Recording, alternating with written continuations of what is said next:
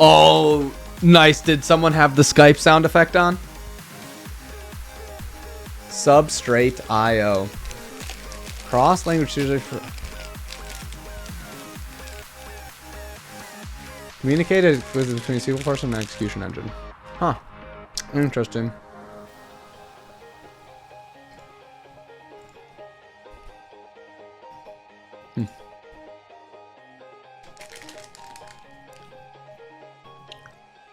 Yeah. Ram had a sound playing. Nice.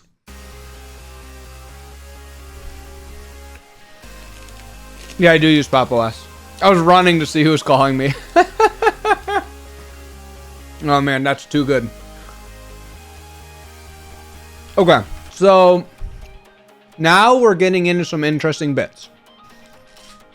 Value expressions are used in a variety of contexts. Just target list. Oh, select command. New command is insert update. Or in search conditions in a number of commands.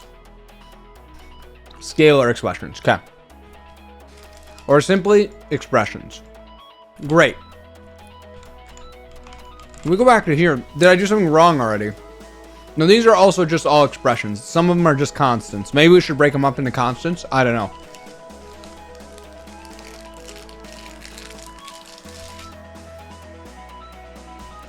It's okay for now.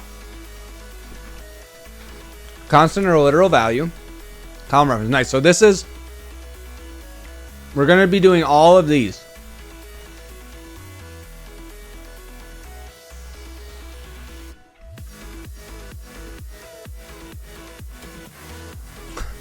Don't you just love...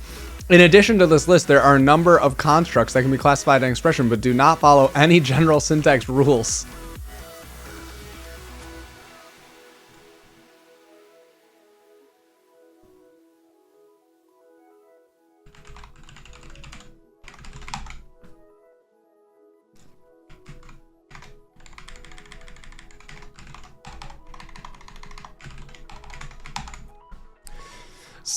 Dude, it's like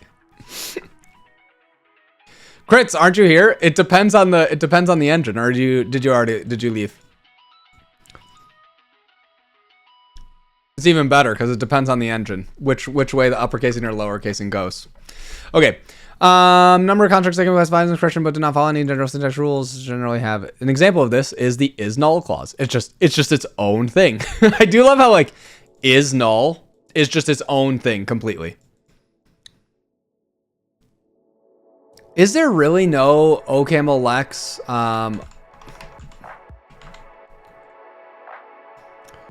OCaml-Lex case insensitive regex? Is there really not one? Last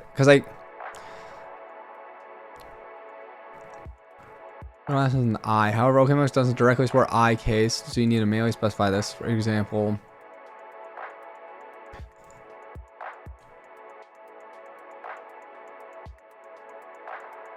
that can't be the best way. Not even close to... Oh, we're going to find much cursed than this. Much more cursed than this. Okay, so. Oh, yes. Let's go. Finally, some names. Finally, some names. This is what I was looking for. I don't know what the right names are. I love learning the right names. Yeah, you're right. It's definitely not the most cursed, but it is still fun to read when you say, in addition to this, there are a number of contracts that they just don't follow any rules. Awesome. Great strategy, guys. Okay, so in this case, then what is this? This is a column reference. So we can make a new type here of column reference. And this would be of correlation and column. Wait, don't I want to do this? Column name.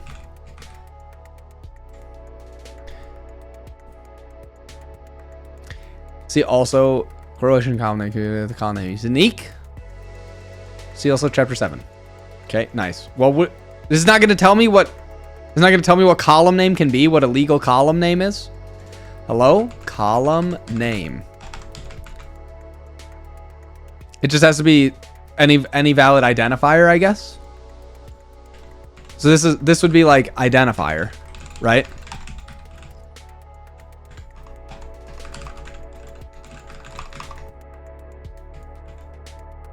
Also include a schema name before the correlation. That's included in the correlation. The correlation is considered this. To do nested ones, you have to go something.x.y. Otherwise, it thinks you're saying schema. Watch the... Oh, no.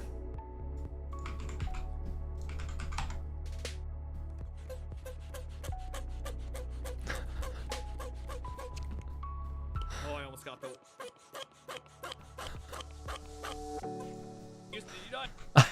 I'm not... I ain't doing that, chat. I ain't doing that.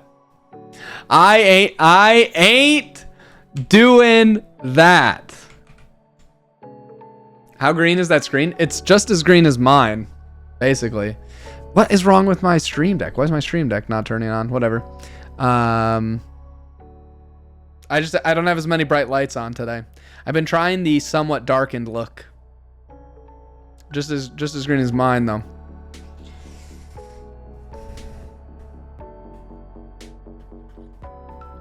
Okay. Now gesticulate like a weirdo. I'm all right. Are you in Prime's room? No. No, I'm safe. I'm in my own house. I'm living a happy life, and I'm happy to be where I am. I'm not coerced to be here and say that Prime is my favorite streamer.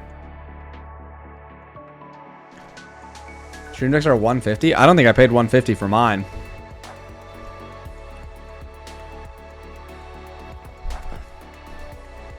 I don't think I would have bought it for 150. I have a smaller one. Not like it doesn't do, it's just like with some buttons to do common stuff. All right, so column can be referenced in the form correlation column name. So we need to have a correlation. Right now, we'll just say it's string. That's not right though, because it could be, it could be a table of identifier, or we could have a schema of identifier. I'm pretty sure like this. Or this could be correlation. I think this is how you would do this. You'd say like, okay, it could be a schema, and it could be this and this and this and this. I don't really know. Or it's an identifier list, maybe, and an identifier. I'm not really sure, because can't you do like, where is the coin? Where is the coin? You can check here. Coins. Go to your dashboard.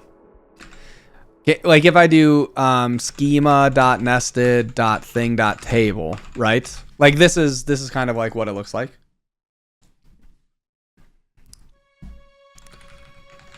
I don't really know. Something like this. We'll get there. We'll get there for correlations later, but that's what it's called. It's called a correlation, which is great. Ooh. Not bad. I feel like we need to, base 16 bright. We need to remember this for Halloween. I feel like this would be a banger Halloween theme. You know? Oh, you said Impop was which? I use Awesome WM. Sorry, software. I misunderstood your question a while ago.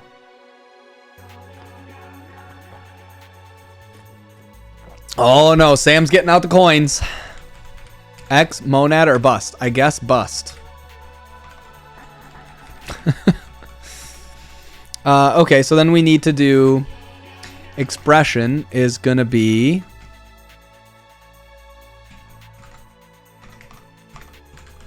correlation and correlation. We don't have this yet, so we can go let correlation. Whoops. Correlation. That's not how we spell that. Correlation.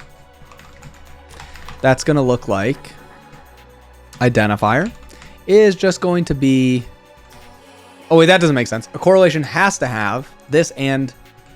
Oh, right. So this is a column reference. This is a column reference. Aha! I was almost debated here. Correlation dot identifier. And then this would be column reference. Column reference. Then this would be correlation would be table. Yes, table. That's right. That's right. We go to here and we say correlation. And so that would be like my tbl dot column dot col. And we should get syntax error. tbl dot col. What do I have here? Where do I have dot? Dot, yes. Dot. So we should have here a correlation, a dot, and then an identifier.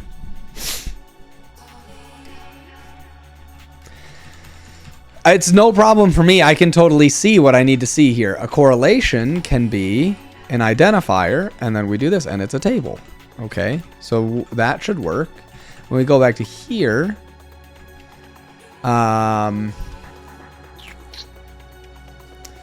okay, parse failed.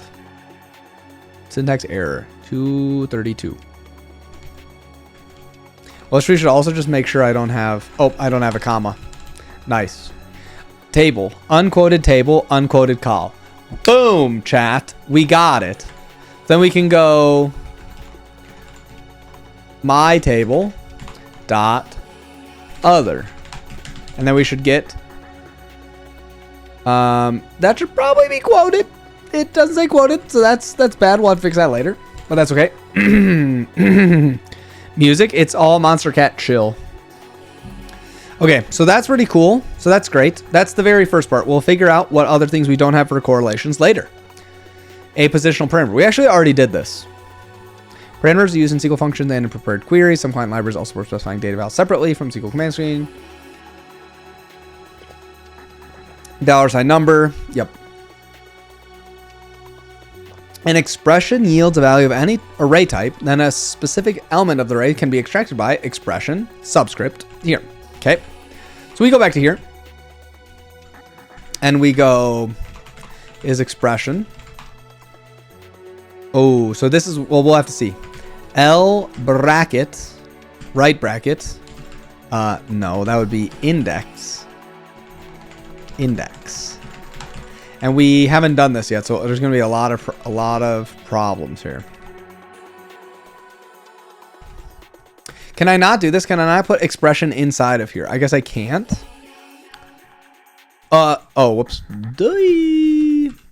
This would be expr, and this would be index. And so we'll go index, expr, and index. That's great.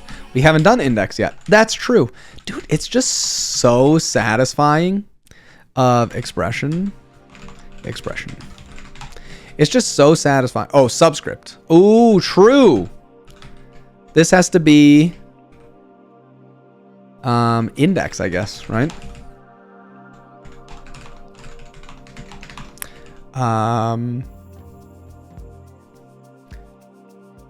Specific of expression or slice of expression. Oops. Okay, so then we go here and we say, okay, well then, joke's on you. I can go back to here, I can go back to here, and then we take this here, and then we say index, because index can be multiple different kinds of things. Let index, and for index, we can have some expression, that's here, or we can have expression : slice, and then we're here, and then expression multiple times. Oh, right, this would be start and stop. Start, stop. Colon. Colon is undefined. Colon.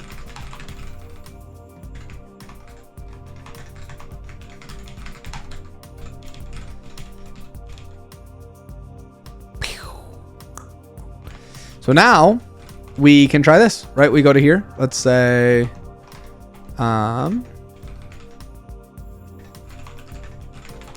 we can say something like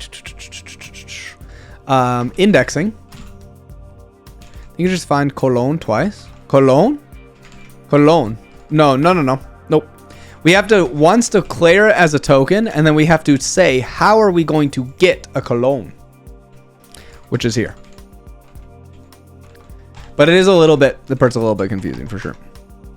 So we could say array, or we could say R, 0, R, start, stop. Double colon. Ah, I see. Yeah, classic. Double colon. Whoops. Tab new. Telescope. Buffers. Where's my terminal one? This one? Lexing empty token.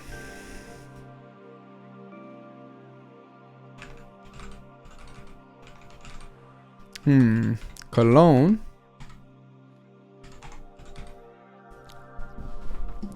In indexes, start and stop. R bracket. Oh, I didn't do the brackets yet. Of course. Classic. Classic. Have I done the braces yet? I don't think so either. Just so I don't forget those later. I have to do all the math things at another time. Index, array, 0. Index, slice from start to stop. Nord theme. That's not how you write Nord. I don't have Nord anyways. Nord VPN, not a sponsor. Here, I'll put it at NoirBuddy for you for a little while. Until the other one, and then it'll restart.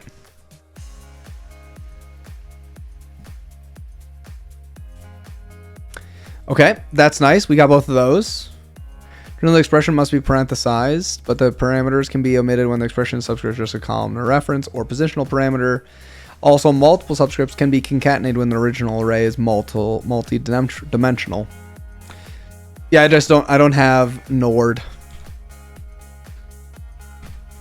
Okay, so that seems to be working okay. In general, the array subscripts must be parameterized.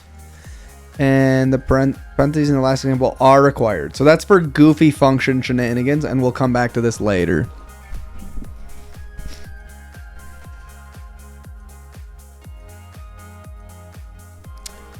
I think all of these should work. You know what would probably be smart is, except I don't know how to do functions yet, so I can't do functions.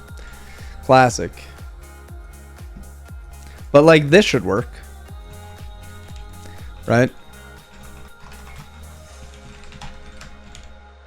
Yeah, we have an index of a column reference for the table my table with unquoted 2D column, and then we do 17 and 34, and then we get the end. Nice. Writing, it's just so easy. If an expression yields a value of a composite type, a row type, then a specific field of row can be extracted by writing expression dot field name. In general, the row expression must be parentheses. PHP rules! OCaml sucks. True. We would just be writing SQL and shipping a product right now if OCaml was PHP, and that's what I was writing. So you've got a fair point. You got a fair point, PHP. Oh no, I'm about to get clipped, aren't I? We're about to get PHP rules. That's okay. It's whatever. It sure can be. It sure can be. I didn't even want a Lambo, to be honest. I didn't even want one. It doesn't even seem that much fun to have one. Seems kind of lame, if you ask me. You still need the timestamps, yeah.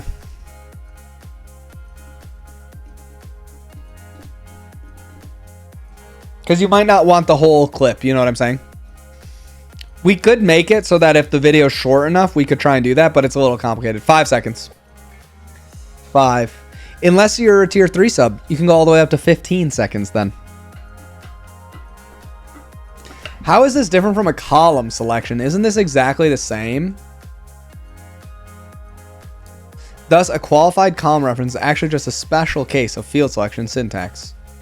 Okay, well, so that's what I said. An important special case is extracting a field from a table column that is of a composite type.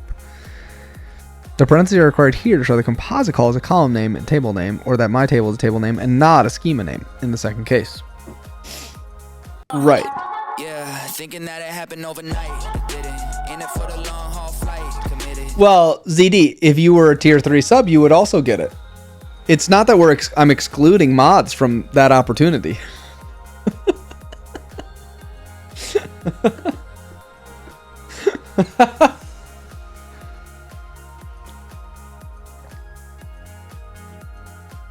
If you need to as well, PHPP, you can even use millisecond timing if it doesn't come out just right.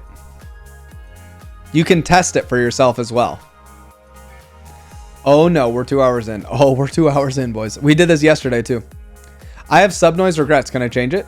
Yes, although I don't know if it'll work right now, live coding, because you're not a sub right now. At least it doesn't look like it. But yeah, you can always change it. And if you want to test, like, I just don't know if it will let you work at all. But if you go to rewards dashboard here, it'll let you play your song. Mary Kate and Ashley. Mary Kate and Ashley. No, we're not reading the whole thing necessarily. We are writing a parser for it, so we need to know things.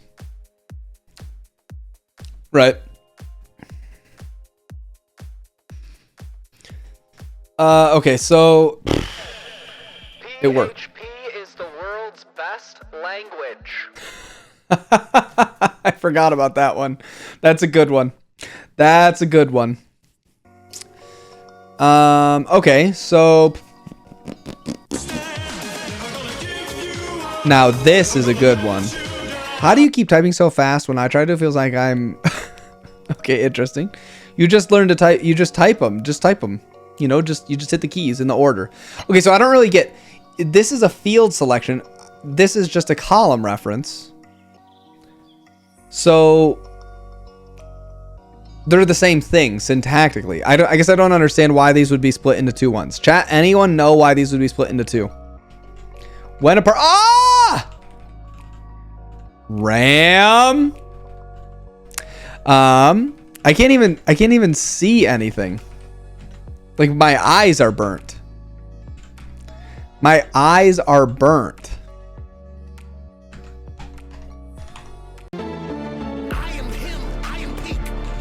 This one is worse than hot dog. Yeah, you're right. Table dot column col1 dot col2.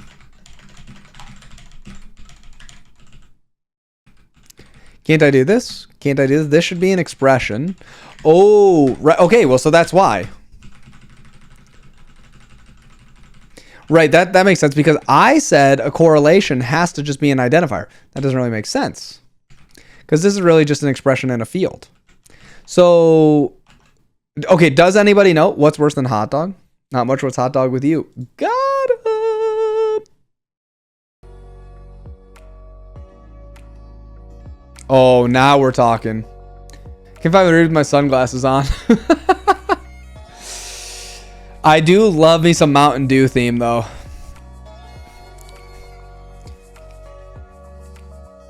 Wash your eyes out with some Mountain Dew. True. Okay, can anybody tell me why we would have a correlation here?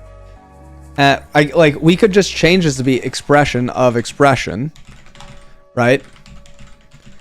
And then we go, ooh, I kind of like this one. I kind of like it.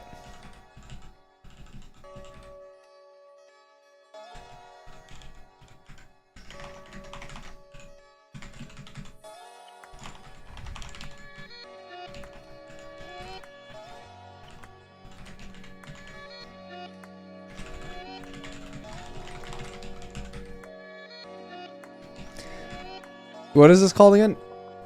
Selection.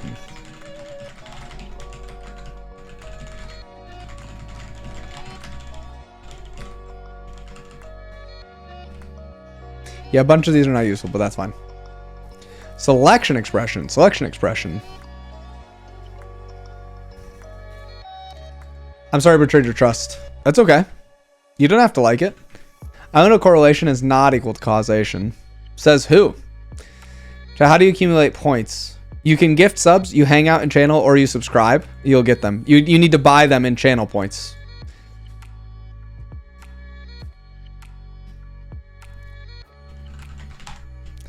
I have no idea if this is a good idea. It doesn't feel great. TBH, this doesn't feel great.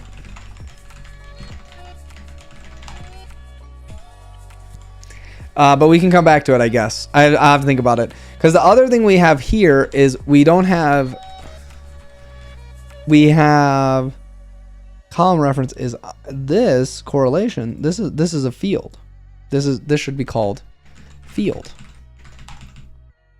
right? And field is field of identifier or star. That's all we have so far. So now we should have some errors, I believe. Identifier.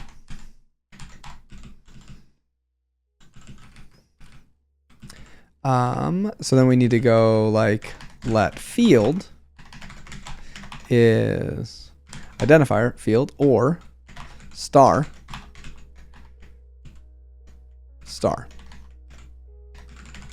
like this. And then where we have correlation, this should be, where did we use correlation again? All right, this should be field like this.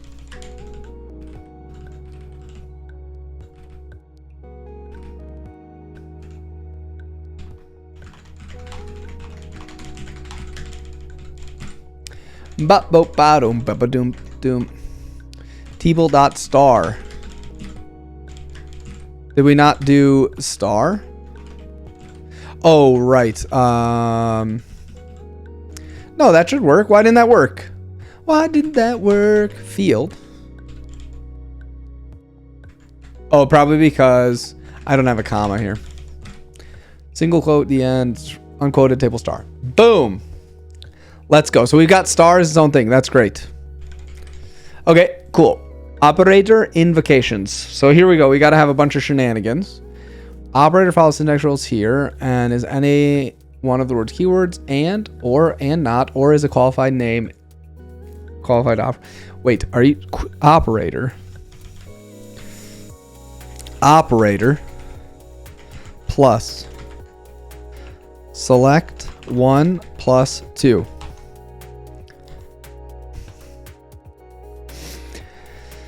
What the Dan's game is going on here, chat? What do people do in Squeal?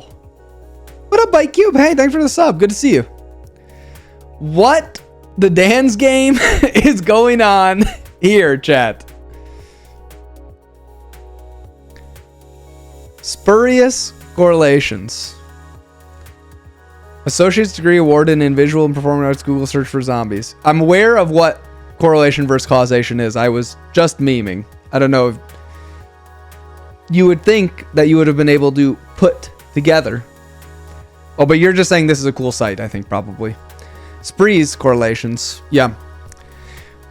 What about if we do select operator plus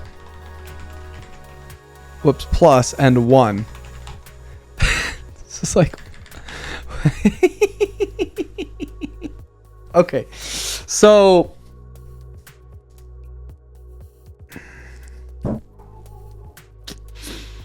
okay.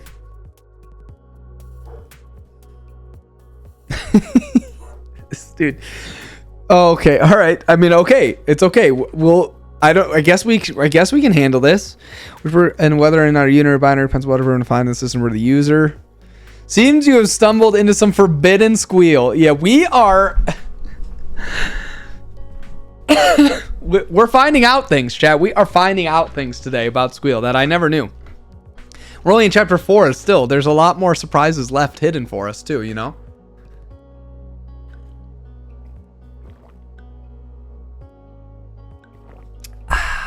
No one uses this. Well, the reason you would use this is because you can define custom operators. But that's okay. So we need to handle these though. At least we need to handle these, obviously. We need to handle plus and or and not. Those ones definitely we need to do.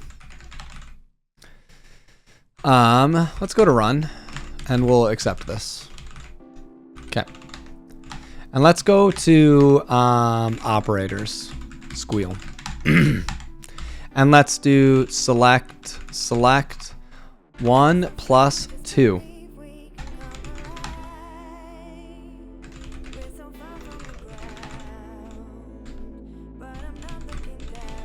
Okay, great. We haven't done this yet. Who actually uses caps lock on purpose? I don't know. That's why I don't have it. Plus. minus slash percent. Nope, wrong. I already did percent. Star. Oh, we already have star. Probably should put star on here with the other guys.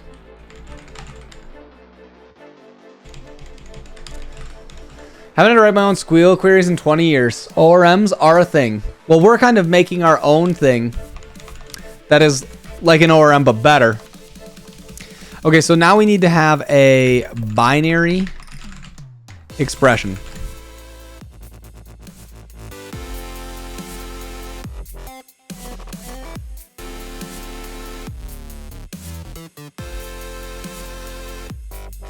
Yeah. 100%. We're not that far yet. I had a colleague who would use caps lock instead of shift E, even for capitalize the first letter. No! You've got to be joking. That is like psychotic. Caps lock for one letter? It's like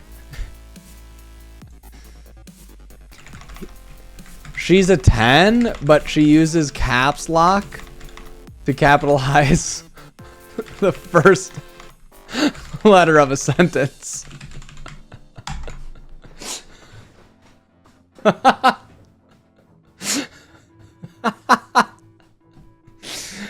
So watch them toggle caps lock while entering their login password. That's pretty funny. Touch the sky.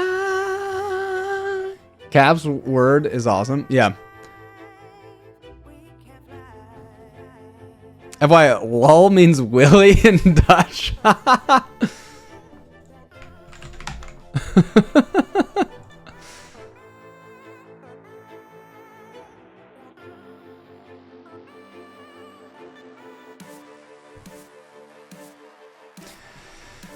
Typically use capitalize the first letter of a sentence. All right. Okay.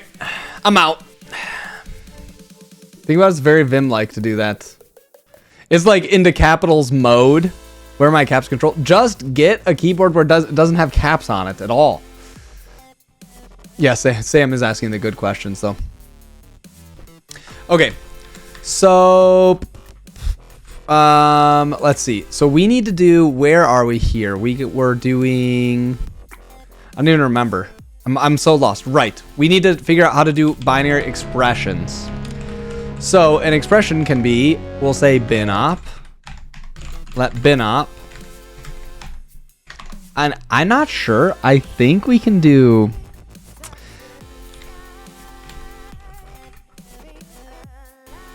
So the only question is, do we want to hold these all inside of one? Do we want to do add, subtract, multiply? Do we do these all as separate expressions, or do we go bin op of, and we can say like expression bin op expression, because this is the this is like the simple way to write this, because we can say and bin op equals like add sub mul div. This way is good. Probably this way is fine. We'll start this way and we'll see if we hate it, right? So this is basically expression plus this binary expression. All right, and then we got to go left, right.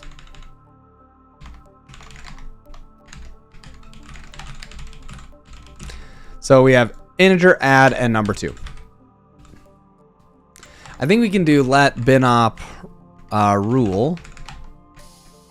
How can I do? Can I do left?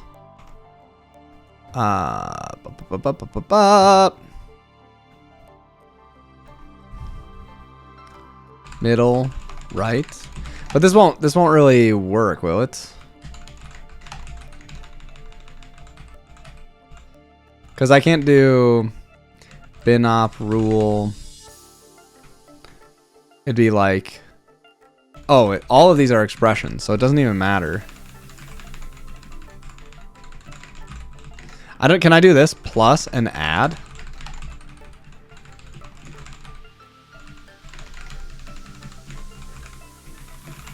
I don't know if this works. Does this work? Add is undefined.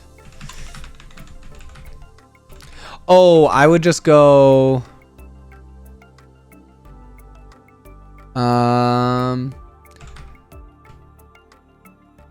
For 200% keyboards where I don't have to press shift or caps lock. That's pretty funny. Hey, what's up, Roman? Dryden, welcome, welcome. There's good use case for SQL libraries back in ASD. It would definitely help catching indexing issues. Yeah, I mean, I think Postgres has one that does it. So I guess we want to do.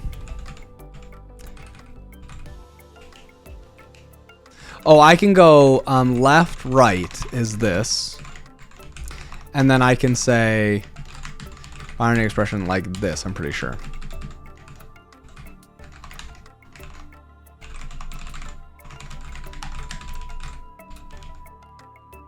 Does binary rule select 1 or 2 arguments? Oh, good point. Thank you. Okay, so we could at least write this. I'm not super in love with how this looks, but it's okay, I guess. Postgres? Woman, man, camera. Camera.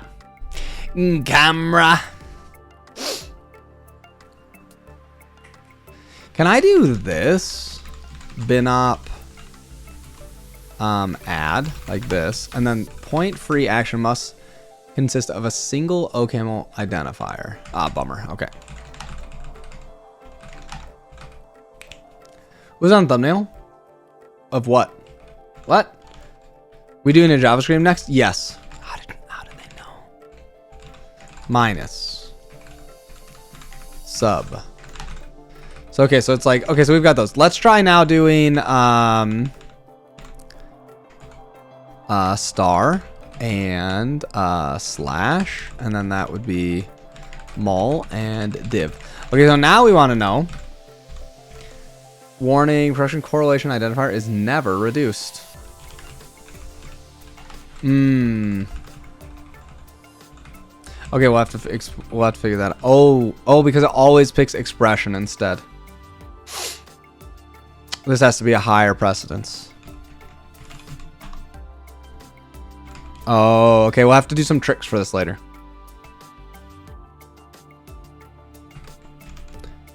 We'll have to do some tricks for this later. So if we go back to here and we go to operators, and then we also have 1 + 2 × 3 offset 24 syntax error.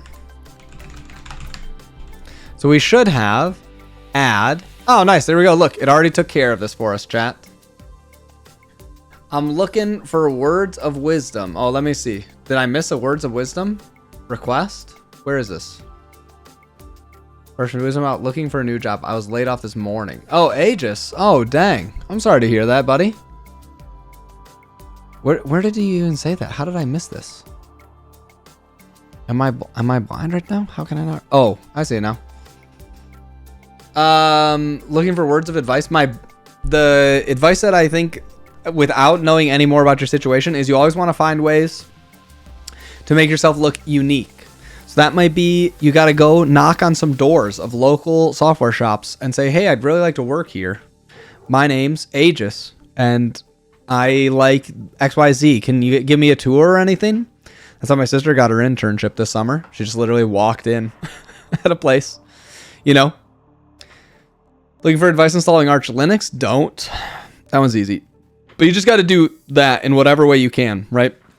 You got to find a way to make them see you as a person and then also be a person that they would enjoy spending time with. You know, if that makes sense.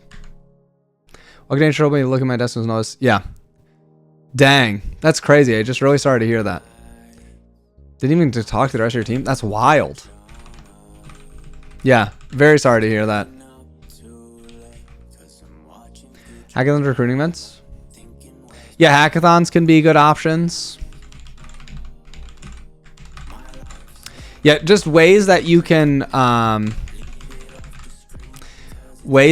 sort of like find a way to meet people and stand out is really important.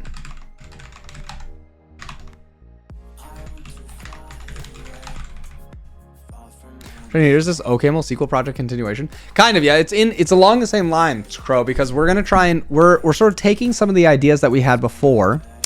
Oh, and then you can watch this, and then that'll clear it up as well.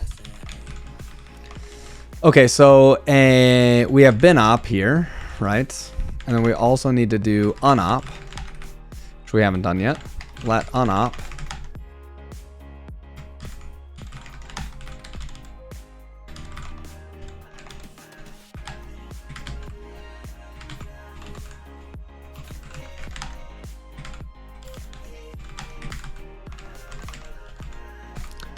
-1. Nice. How much of the Lexer do you have now? Of the Lexer or the parser, or are you sort of saying both together? I think more than that. I think I'm still in shock. Yeah. Dang, that is crazy. I just, yeah.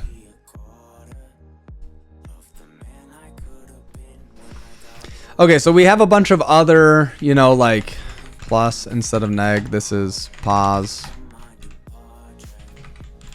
So there's a bunch of other operators. Is one of the keys and or and not is a qualified operator name in the form. Yeah. Oh no, what's Sam doing now?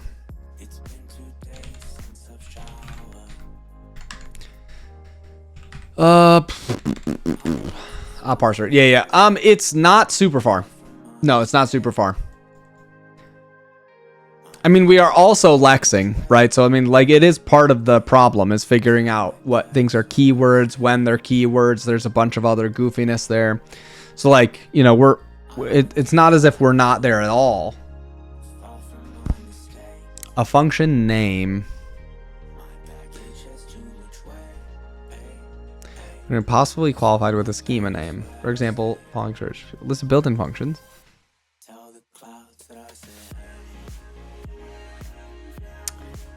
They can also have names. Okay. So we're doing both. You know what I'm saying? Like, we're doing both.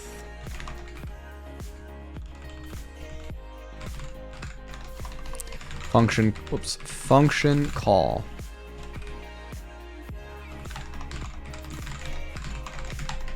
So this should be something like, we'll have func. It's probably pretty close. Args. Oops. Args is this. And then we need to go to here and function call of identifier and expression list. That seems about right. So we can go to here and we can go square root of 2 plus 3.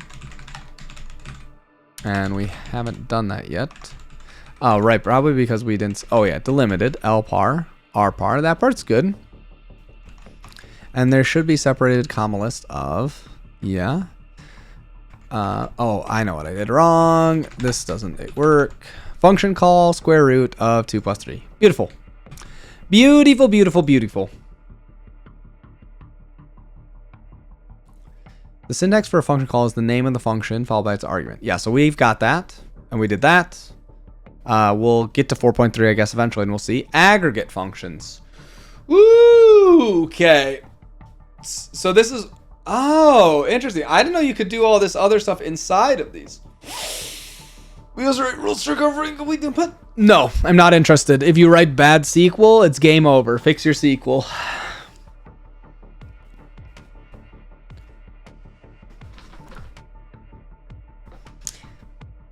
What can I do? I mean, we may try and give a little Postgres. What am I looking at? You're looking at Postgres. It's like in your it's in your chat. It's right there. What? Did we just become best friends? Yep. The most PG streamer. True. True. You're good for 100% support? No, not even close. How are we to switch Postgres with Oracle? I don't know yet. I mean, obviously it depends how many features we're trying to do. You know what I'm saying? Mario for delivering docs. I mean, it's like I like it, but not as much as you do. True, Dryden.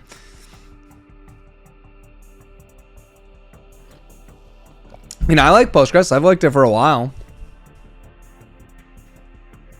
Look, if Oracle backs up, Anyone find mocking pointless? I'm not a big fan of mocking. I mean, a little bit of satire can be okay, but usually just being nice to people is better. Unless they use Arch.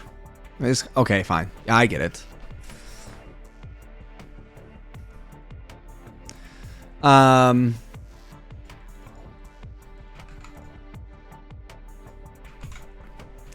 terms of testing? Yeah. Yeah, I know. I'm aware. Mockingbirds? The thing from Hunger Games?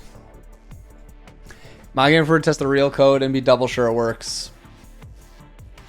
Yeah, most of the time I think mocking is not super helpful. Zeesh PE flags and tree sitter. I'm not super familiar with them. Wasn't that a programming question? The mocking one? Yeah, Dryden. I was just memeing.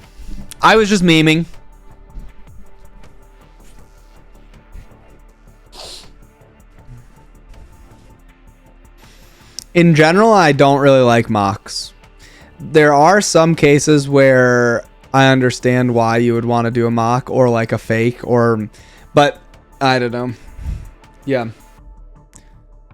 Yeah, true. Definitely if you're mocking all the time, tons and tons of stuff, you're going to have some problems, I think. Going to be very painful. And you're going to think things are going to work, but they don't do it. They're like hand-rolled cigarettes, better in every way. And I wouldn't know. Are there only so many aggregates where aggregate names previously defined aggregate possibly qualified with a schema name? Can you define your own aggregates?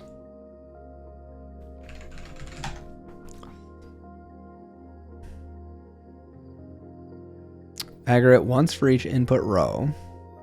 Second form is the same as the first since all is the default. Distinct invokes the aggregate once for each distinct value of the expression. No problem. Or distinct set of values for multiple expressions found in the input rows. Fourth invokes the aggregate once for each input row. Since no particular input is specified, it's generally only useful for the count aggregate function. Aggregate count. Oh, so like count star where filter where something something. Interesting.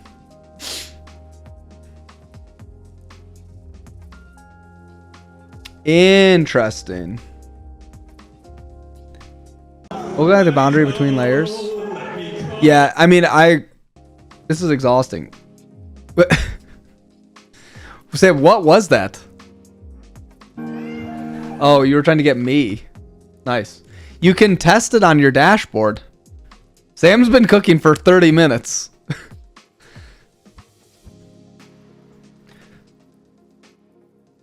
But it's off by a second. You can do milliseconds if you need as well. You can do milliseconds. So you can go, 0, 55, 37 if you need to.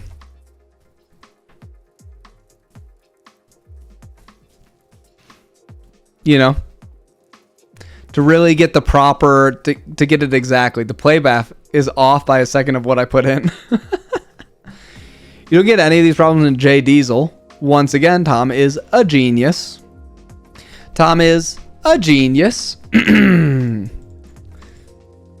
Okay, so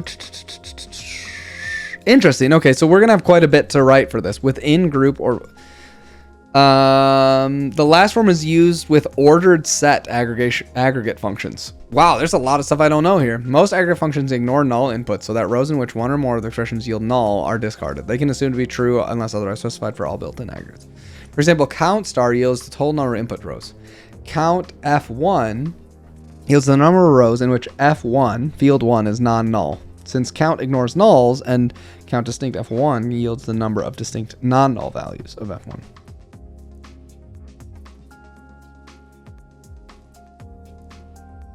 Okay. Oh, you can just say count distinct. Oh, that's pretty cool. I didn't know that. Perfection. He's got a good point.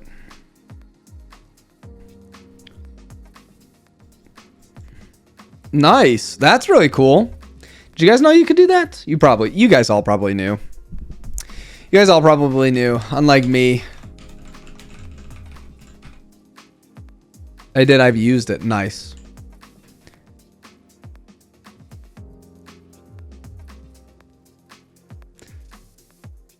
Ordinarily, the input rows refer to aggregate function in unspecified order. In many cases, it does not matter. For example, min produces the same result. However, some aggregate functions, array ag and string ag, when using such an aggregate, the optional order by clause can be used to specify. Oh, that's really cool. So all those expressions cannot be output column names as numbers. Okay, sweet. Oh, we knew. Yeah, I know. I know that you guys all know this. Okay, that's why I'm reading the docs. String ag a. What?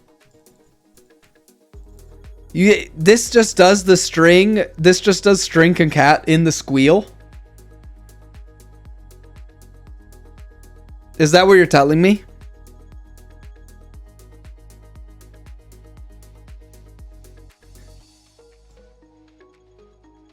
Lana Lux? Lana, what's up?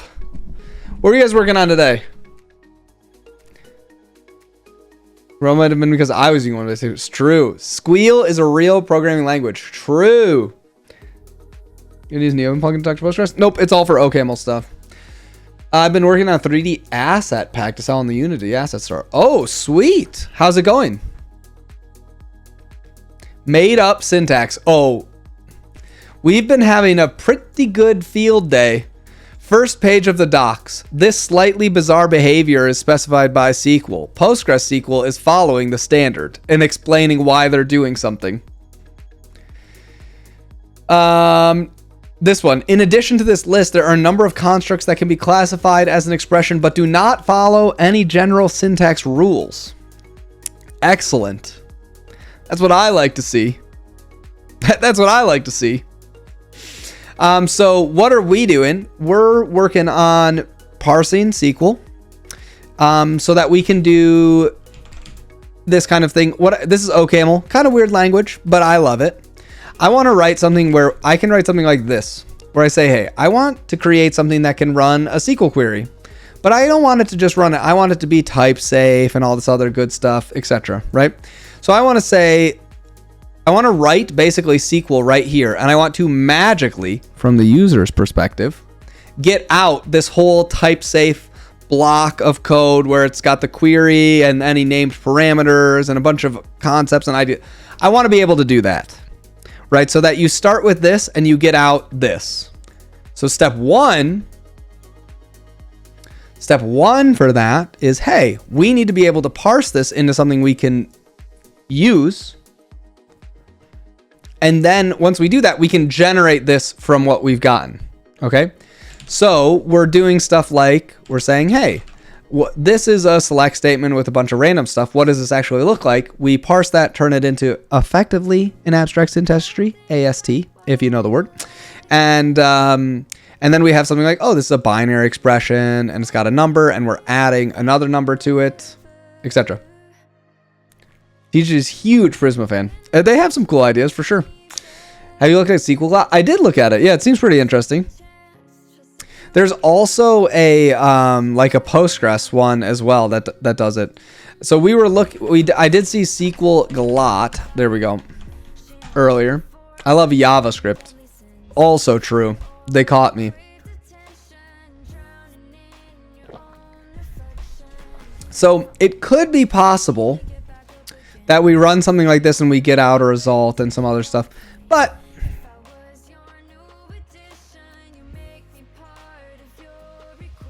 it's true. I do love VS. You caught me. Do we have to censor entity framework in this chat? We don't. Nope. Just been looking at the code. Oh, yeah, okay. Yeah. Yeah, well, this one's going to be more complicated probably because it's going to parse like a lot more things even than what we have. So we'll just see.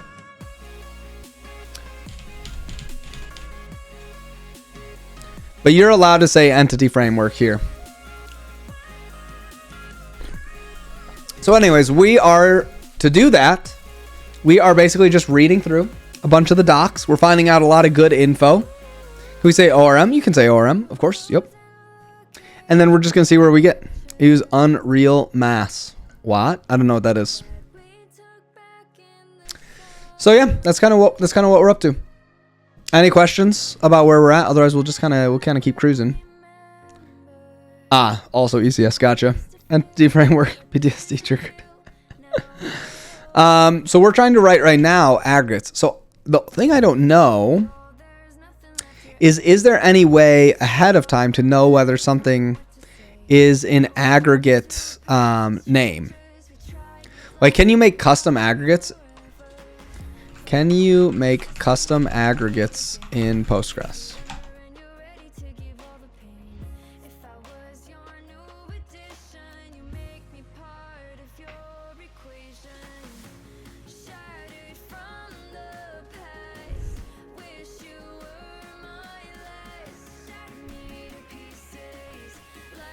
Create aggregate. Oh, you can. It is a React safe space here. True. You're safe. I'm not going to hurt you. Might make fun of you. But not going to hurt you. I don't get to the point of the parser is being executed. Parse my query manually to get this boilerplate stuff out and use that. No. You would literally write the code like this. So you would not write this section. You just write this, and when OCaml compiles, it will turn it into this. It's kind of like a macro. So basically, like it's not exactly a macro. It's like kind of like a macro, basically.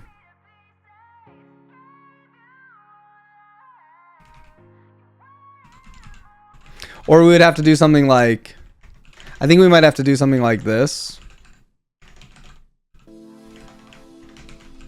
Where you'd say query, like this kind of idea. Yes, it's going to be some sort of PPX kind of situation. Or we have to write, I don't know if we'll have to write like this. I don't know, we'll have to do something along these lines, maybe. But that's kind of the idea. Look at what C# has to do to get a fraction of OCaml power. Well, to be fair, theirs is done and mine is like not done. So it's kind of like, yeah, because this language actually like has a compilation step as part of the language, not like a weird thing that was added on later. You know what I'm saying? So it's like you can actually just like actually build this. Oh, of course, we'll have an exe at the end.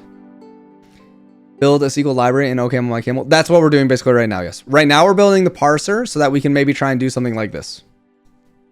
Yeah, we'll use ppx lib as well. Why are we not using .bat? Not that I was planning on, no. Can you run SQL statements during compilation? You query something in aggregate? I don't want to do that.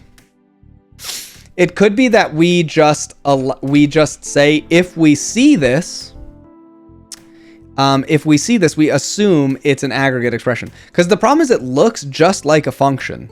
So I don't know how to know that this is not a function call. Besides, would this be a bit like Zig's comp time? Not exactly. It happens to happen at compile time. It's basically a macro, right? So it's not really comp time. Like, it happens at compile time. So yes, it's the same thing as Zig's thing, but it's not like we're writing, you know what I mean? How will you know the column types from the query? How will we know the column types from the query?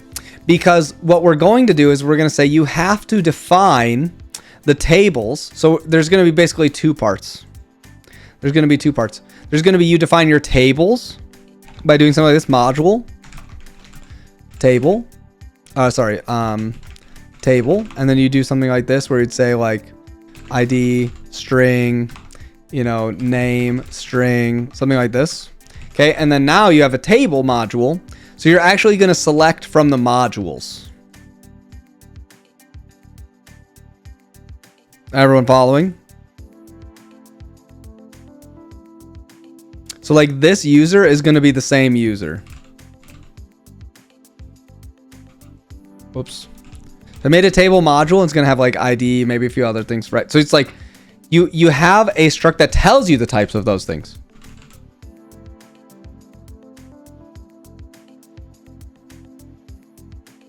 Yeah, we might have to make it a string. I don't know yet. We'll see.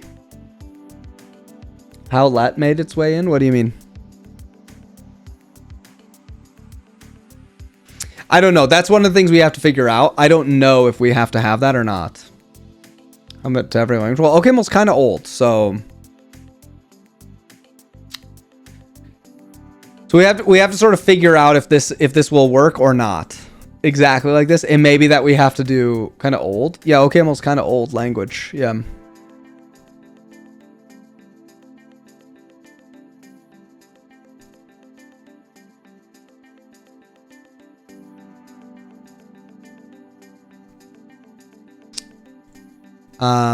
I don't know. OCaml. 1996.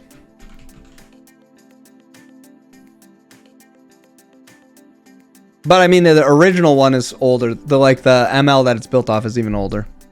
We're building a SQL parser right now. It started in Swift saying let.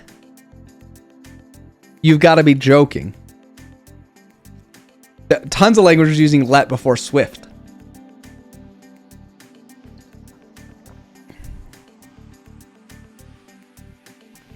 OCaml's older than Rust. OCaml built Rust. Rust was first built in OCaml. Like, I didn't even know what you're saying. Let is like, it's been a very common way for things to define stuff for a long time. Math. True. Math. Let is too passive. Make x equals 3. True. There you go. Okay, so at some point we'll figure out what exactly we can do here. Whether that's going to be a string or whether that's going to be something else, I don't really know. We'll just sort of have to figure that part out. 1985. Oh, so I don't know. Maybe that was the first time it was released. Whatever. Good old ML had it in the 70s. Yeah, right. The old one. So anyways, that's for a different talk. So we'll figure out exactly the syntax of how we can do this here. But we'll sort of figure out. It may be that we write something, I don't know. I'm not sure. I'm not sure exactly how it'll work. Can you just put this here, like query?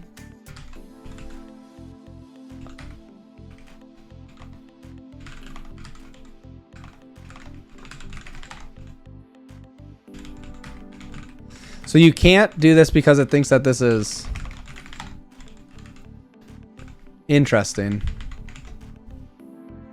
PPX query expansion.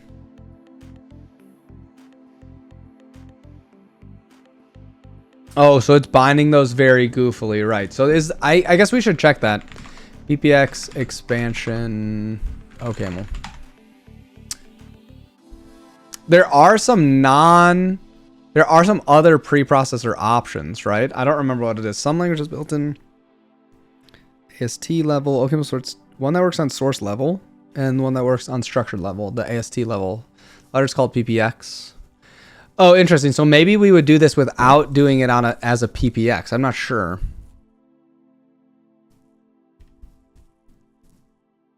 Because PPX operates structured representation. So I don't know if there's a way for us to do it. I'm wondering about SQL compatibility. That would sort of get write queries from within your other language away tree suitability on multiple language. Oh, interesting, Lithium, yeah.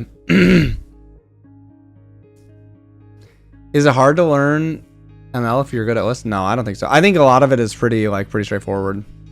How can be useful for things that be solved by string manipulation, file inclusion, comp, or macro expansion? Any preprocessor can be used, or general purpose one says M4. But that's probably not what we want to do. Preprocess action. That doesn't seem that good. Right, okay.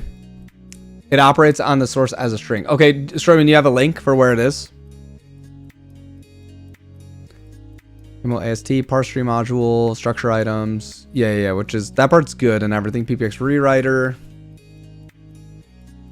OCaml opt helped. Nice, okay, I'll check it. Derivers, attributes, PPX show. Extension nodes are holes in a parse tree. It's an extension node. You can check if it. So we can do an extension node as a let binding, and we can do this.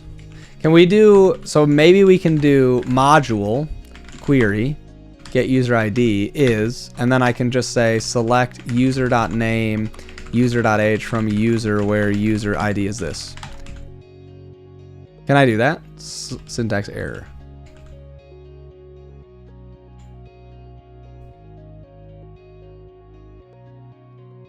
Or PX driver and rewrite it. Yeah, I've done that part too.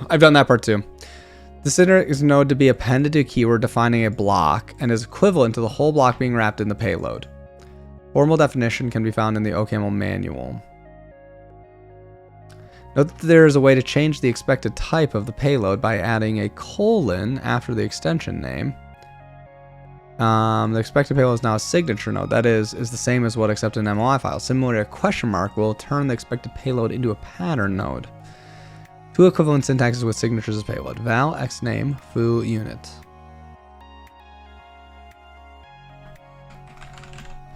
Module, expert, extension. Module, foo, m. This form is used with infix. SQL bomb. Okay, well, I need some YAML. I think we can do this. I think it's just confused because it's saying it doesn't have this. It doesn't know what to do with query, right? So it's like, that should be fine. I don't know if you can do module like deriving show or something. So we just don't have this, which is fine. So it doesn't know what to do, but we should be able to do just like this. This actually looks pretty dope this way. Don't you think? Command pipe sort. Yeah, okay, so yep, so that's basically the action part that we were seeing in here, I think, for Dune. It has PPX option. PPX will read the parse tree file within, since the tool is responsible for Dune, using PPX is a matter of writing Dune files. Nice. With deriving inline. Some drivers are needed only for boilerplate generation. There's no strong requirement for them to be included as a hard dependency. Added boilerplate can be pre-printed and added source. Deriving inline to an item will derive some code for the item, just like the usual deriving. However, instead of appending, it will check that generator is already present after the attributed item. If yes, nothing to be done. Otherwise, it will generate a correct file, and Dune will offer the possibility of updating your source code. Interesting. I never seen that before. I run the PPX and promote the code file into the original one. Oh, cool. That's pretty sweet. I've never seen that before. Yes, so the Lua interpreter, we were using the same stuff to write the parser. That's what convinced me. Oh, we should just give the SQL one a go. You know what I'm saying? I was like, oh, let's give it a go. Driving in live people are especially useful.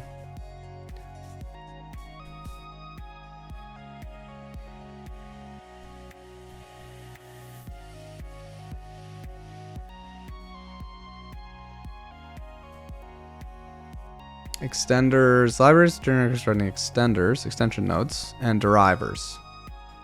So we need to basically write how to write an extension node. Yeah, that's what we would need to do. With PPXlib, authors can contain on their own part the rewriting logic, then they can register transformation. Those register before books, there were other officials.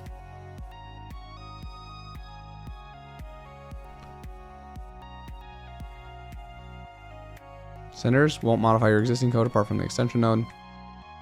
As extenders and driver context free, they are run only with a limited part of the AST as input. Moreover, they are not run one after the other. Running PPX. Yeah, so we can do that. So we could do this. I think we can do this basically, which is pretty cool. Right, so this is what it would look like. I mean, we could probably write one right now. It's probably not a bad idea at some point, just so I can actually show what we're trying to do. Extender. I don't remember how to do individual PPX lib hook in the compiler, PPX expect.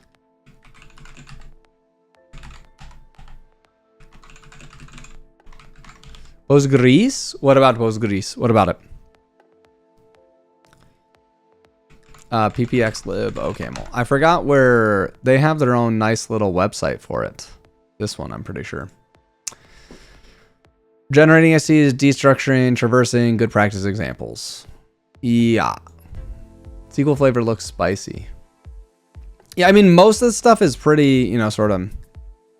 This guy's first we focusing on the driver. After that, different kinds, and then we can destructure this. Whoops. We finally discuss good practices, such as how to report errors, PPXs, and PPXlib history.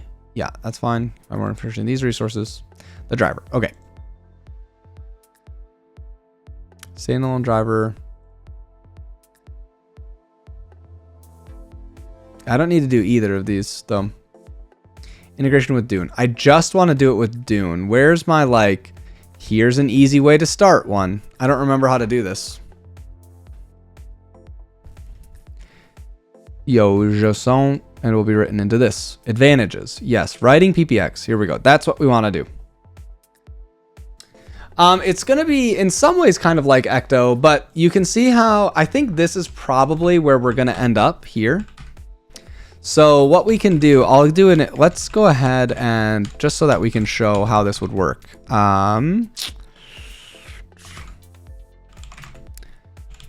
Injections. Ah! Dang it. I've been bamboozled.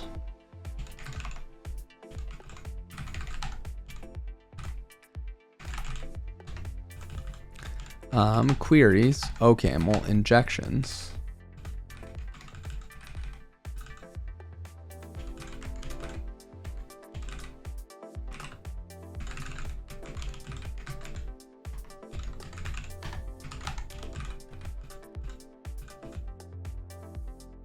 Error attribute ID. With that, why doesn't that work? Uninterpreted extension query. Syntax error. Oh, because this can't be. Oh, that's a bummer. Can I do let query module get user by ID?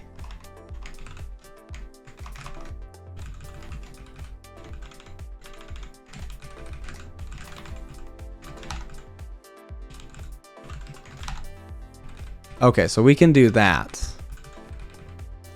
That part's pretty weird. I guess I don't know if that's annoying.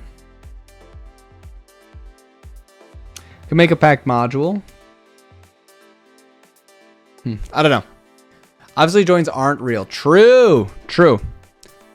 Okay, so if we have this, then we have let binding, pattern, package. So we just need to do comment. We need to go like this. String content here.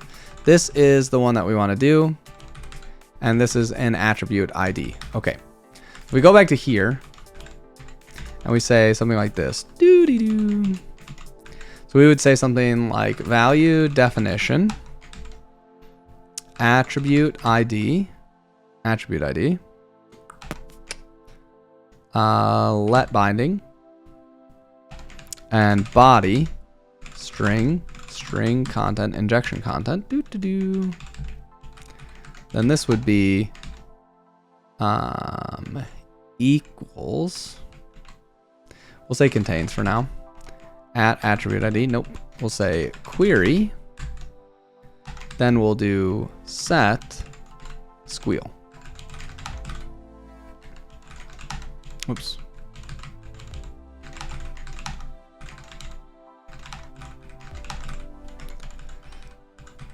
Injection content. Isn't that right? Attribute ID. Oh, whoops.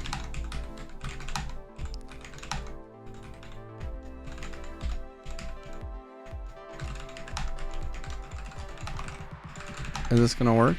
Query. Great. Invisalign. Thanks. Right when I'm trying to show off this working. Awesome. Why didn't this work? Inspect tree. Doesn't this think? It does think that it's this. It knows that it's keyword select. Why is this getting overridden is the question. Do I have to do set language include children? Ah, okay. Maybe that's it.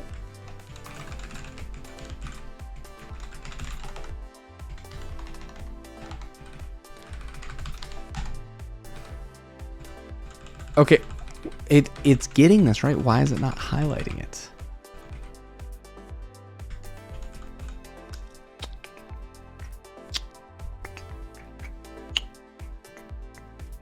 Okay, I don't know why that would be.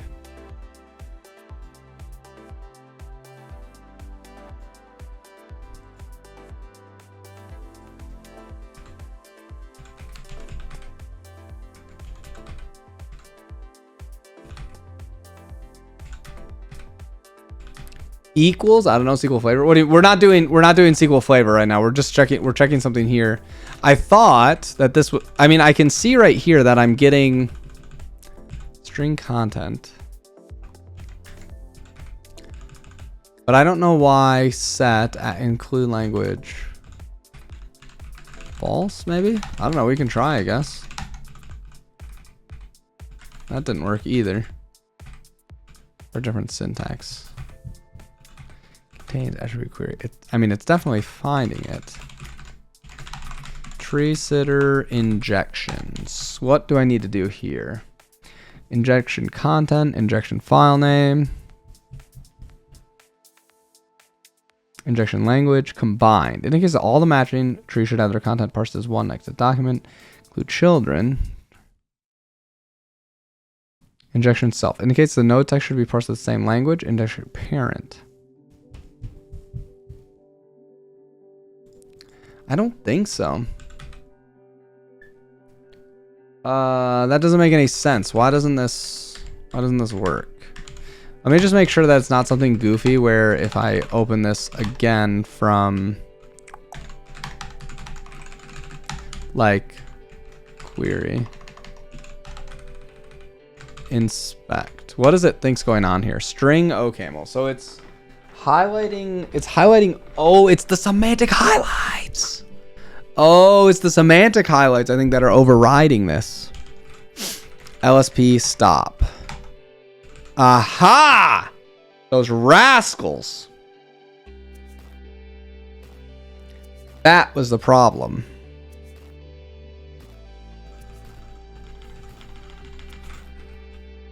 Okay, I don't think I need OCaml. I don't think I need semantic highlighting from OCaml. OCaml LSP. Say what name of research? Oh, nice, very cool. Yeah, you should just use what you like, you know? It's no big deal. Semantic highlights full to enable incremental. You know, almost server.extra env. I don't think we even need this. Can I turn it? How can I turn this off? Semantic highlights. What? Extended hover, code lens, inlay hint, syntax documentation. No, I don't want. I just don't want it. I guess I just turn it off. What up, Meta? Yo, good to see ya. All right, so let's go. So we did this right the first time. We'll just do. Oops. We'll do this. And let's go to LSP, and we'll go OCaml LSP, and let's say I don't want server capabilities is semantic tokens provider is false, maybe. Postgres OCaml W true. Nice. Look at this, chat. I mean, does this not look just like you're writing squeal inside of here? Look at that. Let query module get user ID. You just do this. You know what I'm saying?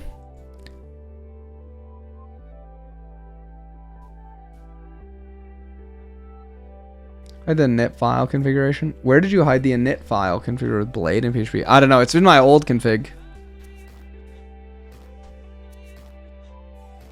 The same sent me Sunday had me laughing for a while. The one of me and him at the park. Do you get autocomplete in the string? No, we don't. I mean, not any more than you would from normal, like, just buffer stuff. It would look like SQL is all caps, sorry.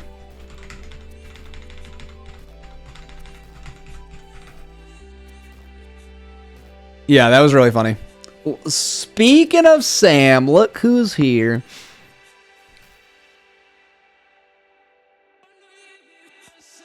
You have them on Windows fine? Yeah. It works great with Whistle for sure. Looks pretty SQL-y. You know?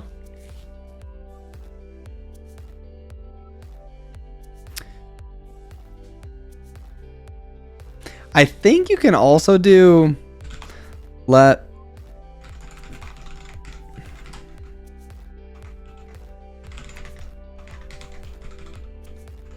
do you have to put query in both of these? I don't like how you have to put it in both sides.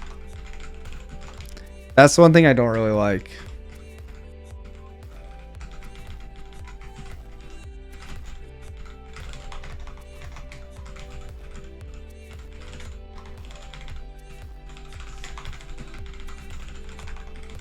Yeah. This way it seems good. Autocomplete would be a touch sweeter. It doesn't have to be a string. How would you get autocomplete for the SQL? That's what I would want to know.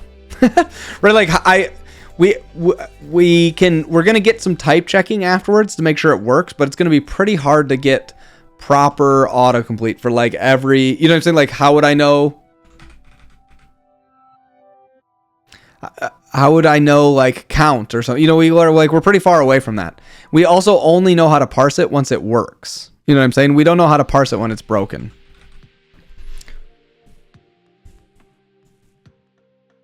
But we could do this. So this seems fine. I mean, it's a little bit sad.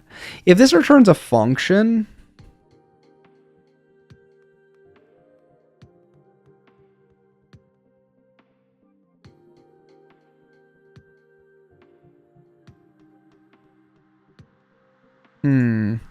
I have to think a little bit more about this because I'm not sure if cargo is when we build Z from source to cargo run, the cargo magic first need make in Python script. True. Cargo is great.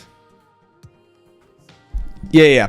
So we'll have to see. We'll see where we can go. You know what I mean? We'll see what can happen next.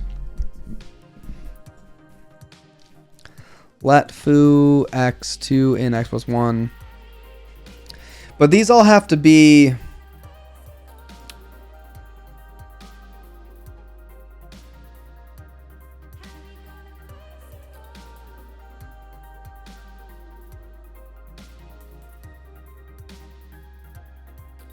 are using them from binding operators. Wait, what? Since when? Wait, what is this?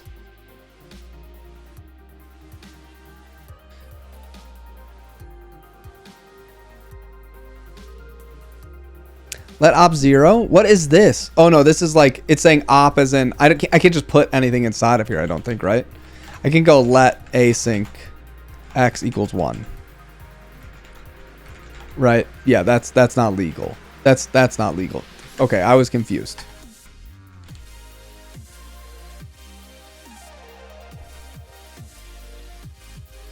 Or quoted strings can become extension nodes to embed foreign. Oh, okay. So I can also do let x is, we could do this as well. Query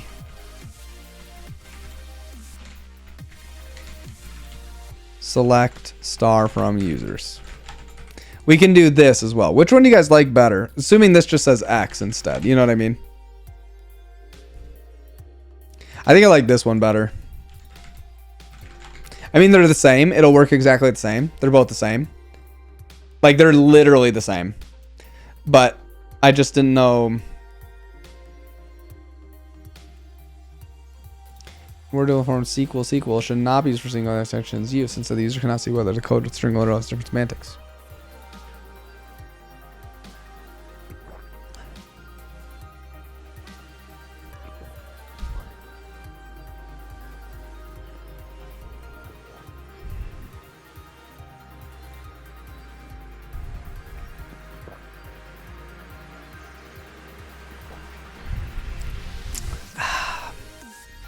But this still doesn't.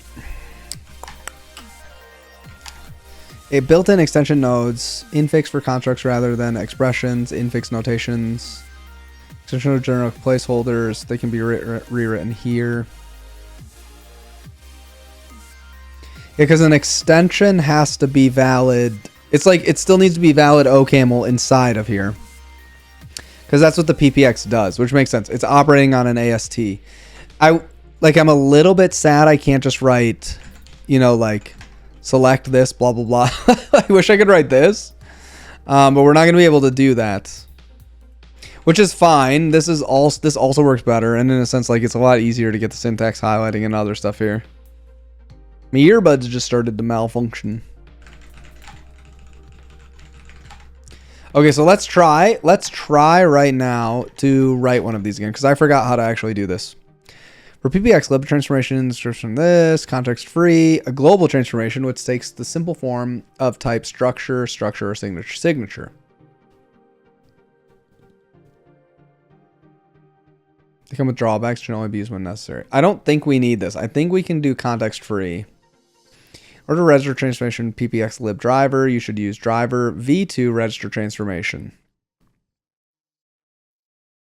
Currently, rules can only be defined in 4 different payloads. Extension point payload.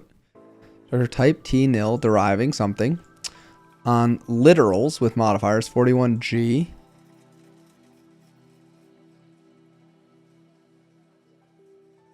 Into literals. Only literals. Oh, what? I didn't know you could do that. That's pretty funny. I didn't know you could do that. Extension operators. Some syntactics are during parsing interjected during type checking. However, these syntactic instructions can therefore be used directly, cannot be used directly in vanilla OCaml. Vanilla OCaml, oh no, don't tell me it's JavaScript. Vanilla JavaScript, this, I don't want this as my future for OCaml. Don't say vanilla OCaml, chat. However, PPX writers and other writers exploit this parser leniency to extend the language with these new syntactic instructions by rewriting them to vanilla constructions. Well, that's what I want to do. Chocolate OCaml only. Vanilla OCaml. That's what I'm saying. That means there's other kinds of OCaml. Oh no. Hey Zerko, welcome. Type scaml, exactly. Prefix symbol. Let infix. There are 2 classes of operators available for extensions. Infix operators with a name starting with bang character and containing more than 1 character. And many unit operators with the same name, starting with question mark, tilde, or bang containing 1. I don't know what this is supposed to even do. What would be the opposite of vanilla? Usually it's chocolate, but it doesn't really make sense. Error is not note that this and this must be eliminated by PPX rewriter to make this example valid. Okay. Let query x equals select user.name from user, where user ID is ID.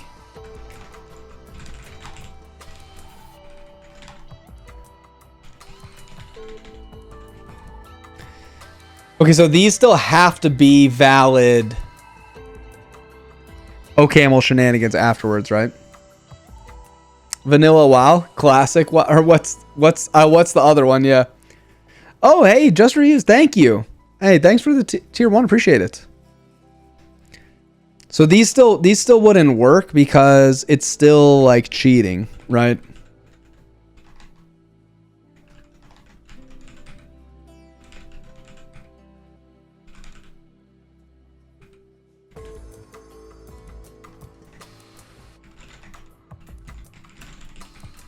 I can't type query today. Wow.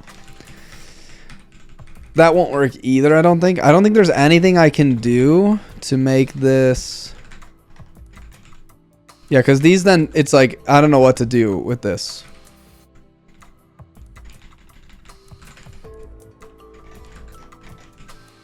This part is still cool, though. I'm into it. I want to smoke camel wides and no camel. Okay. That's pretty interesting, though. I didn't know you could do this.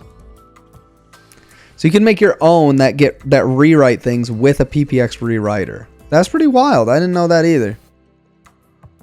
Or on function output, meta function 99 and meta constant. In order to define rules, we use extension module. In order to define rules on attribute, we use deriving context-free rule. An extender. For instance, an extender triggered on name would not be triggered on other name. AST context was applied. Actual writing extension. A function called expander. Yeah, so we need to do this.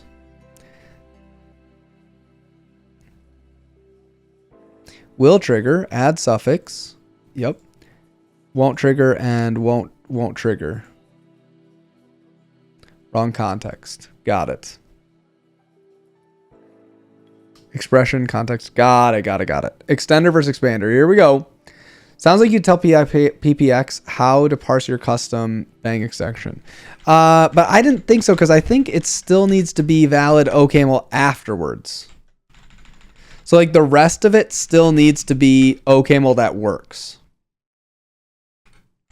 Right? So that's the thing here. This doesn't actually work. It still needs to be valid OCaml. So I was hoping I could just like just completely write whatever we want in here, which we can if we just are willing to put quotes here, which is fine because we can make this get highlighted with just like tree sitter or something, right? It's not like, that's not that big of a deal. I was just kind of hoping that we could make it like that it gets rewritten early enough that we could do something else. Well, the Elixir one does cheating by doing stuff like this, right? Like let Elixir, and they do something like select, user.name, and then they've got a comma, and they go something like this, right? From user, right? And where this. But I'm not a huge fan of this because then this is just, then do you not just get confused, chat? Are you not confused? I mean, I guess we could do like semicolon, but it's like the whole thing just is confusing. I would rather just write it as like sequely as possible, I think. I'm always confused. That's true. FIFA all the way. Hey, thanks for the tier 1. Appreciate it. Extension contains a payload, which will be passed to transformation. However, this payload contains all the information, not always structured this way for transformation. Add suffix payload. The string payload is going to structure item. Constant, that's a string. PPX libs allows separating the transformation during extraction. We refused. This extraction is value type AST pattern T. Let extractors AST pattern single executable payload. This is what we want as well. So we need to do something like make let's go PPX query. We'll just call it PPX query, I guess, for now. That's, oops, no. PPX query. How did I do this before as well in... I think I had my own PPX combust. Yeah, that's what I had.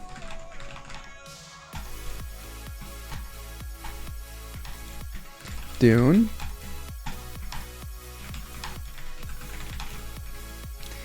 Package.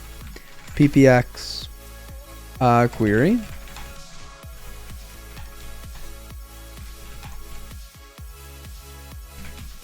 And then we can go query ML.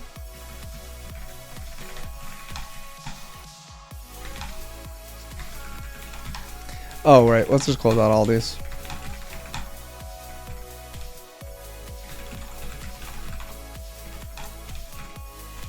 Package PPX query. So we need to make one here.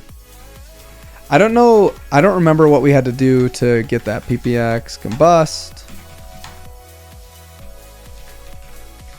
PPX query. OPAM. Combust.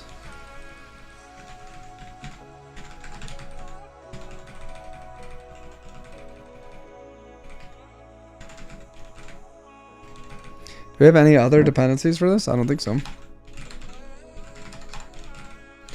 Doesn't have a corresponding package change in Dune project. Ah, that's why. Right.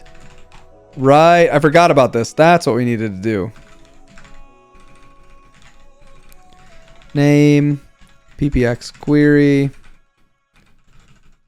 Cool PPXs for queries. OCaml Dune. No, that must not be right because this probably has Dune project. This probably has also for this. It must depend on PPX lib.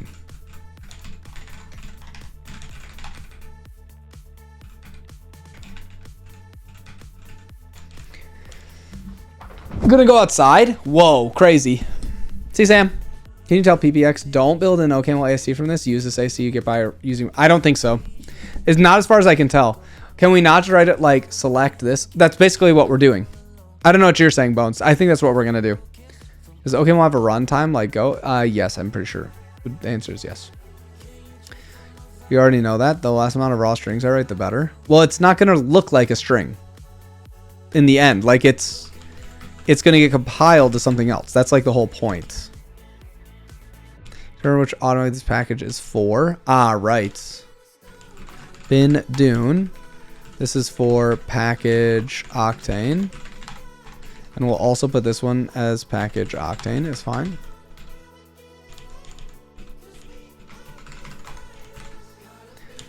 Let's go to lib, or let's go to ppx. Combust. Modules. All right, ppx query. ppx query. Is it still a ppx deriver or no? Isn't this a ppx extender? Maybe it is still a deriver. We'll have to figure that out. Package ppx query standard, ppx live base. This one's fine. ppx driving API. Seems good. ppx meta quote. I'm not sure I need this one actually. We go back to tables here and we can go like this. Query, we don't have this one yet. That's great. You have him for the win. You didn't censor it. What? Oh my goodness, VS Code. What are you doing? Welcome, Archie. All right, so let's see then if we go here. Can we go to pre-process ppx query? Boom, boom, boom, boom, boom.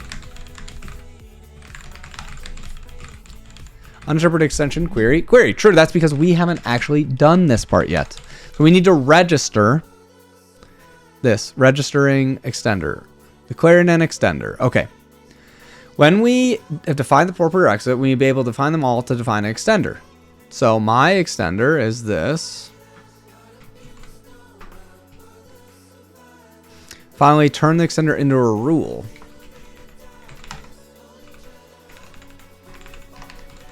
So let's start back up at the top here. Let context is extension context here. But probably, doesn't this need to be like, we need to probably open ppxlib or something like that in here? That would be my guess.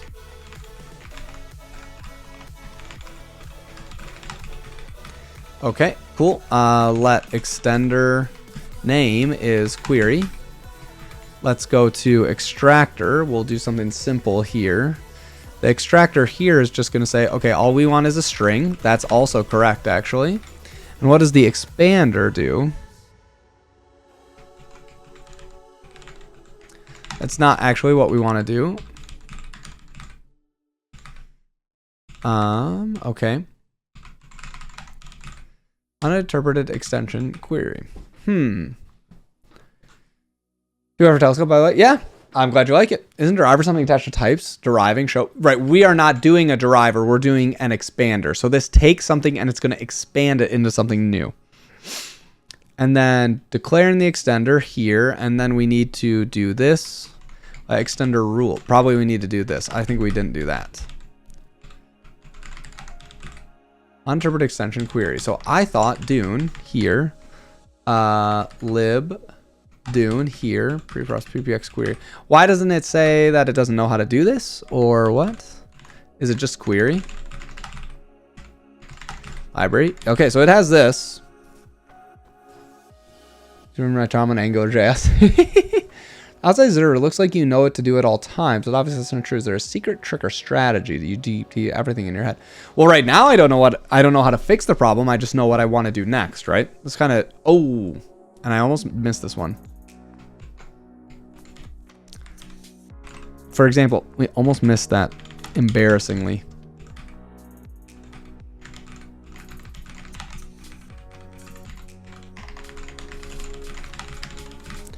Ooh, that didn't work either. Dang. Extender name. Is it not PPX something? Extender name. What did we just have here? Extender name. Add suffix. No, that's what I wanted to do here. Oh, this one's the wrong spot. It's not supposed to be in, where's the context? We said single pay. Well, that part's good. Context, extension context. No. Struct. Structure item.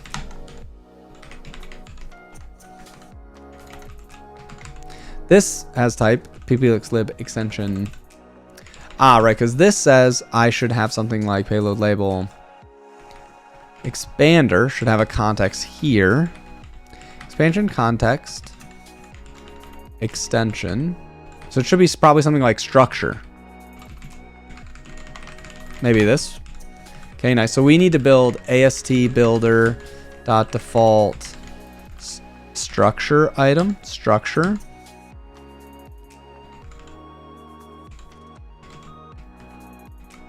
E structure maybe.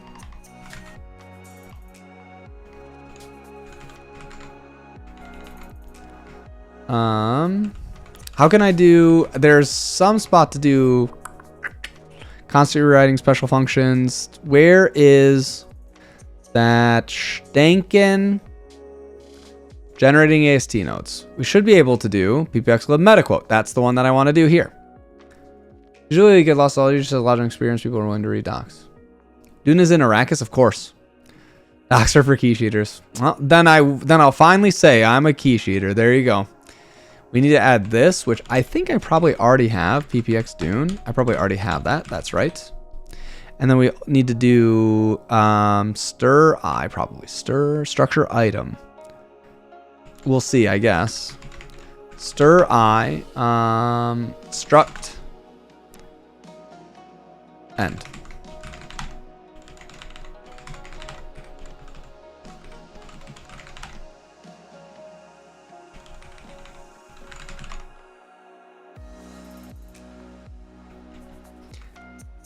Because this should just turn into a struct. Stir and sig, structure. So is that all right? Let's just say right now we do... Oh, it would have to be like struct end. Can I not do this? Because I thought I could do let module x is struct type t equals int end. Something like this. But that doesn't work, does it?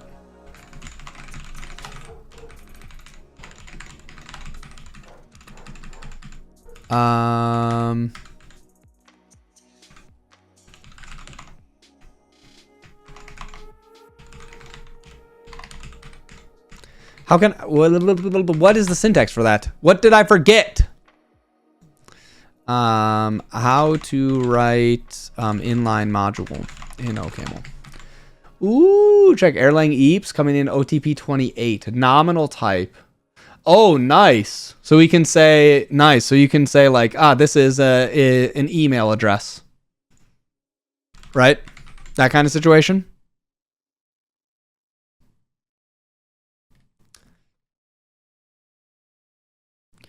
This is not a, maybe this is a stir I?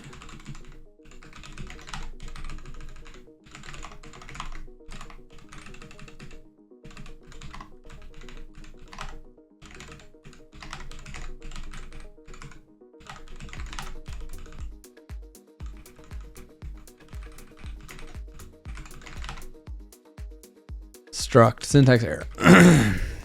Because I thought, okay, how can I make an inline module then for this? Module local is struct end. This isn't right at all. I don't think that's right at all. Pretty sure that has syntax errors. Yeah, you can use name types and they won't be interchangeable with other ones. Nice. That's sweet, Ryan. Very cool. What am I doing wrong here? Because I thought I could do, if I go back to this, right, this should be, maybe I can do like this. Oh, maybe it's stir I let module x is struct type t int end.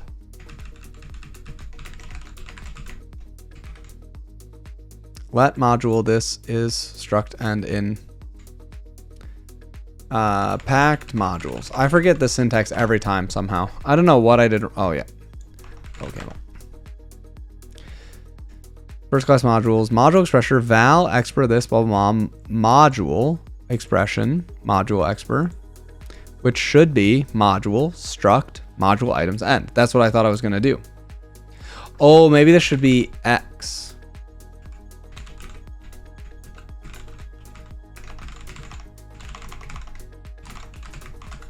Is it X or E?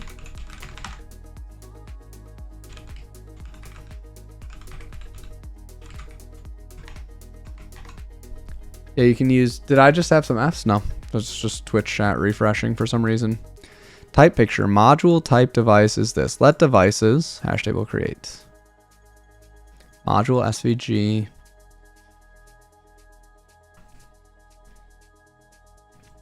What are the types that I can do? Type, structure. How can I make an entire module?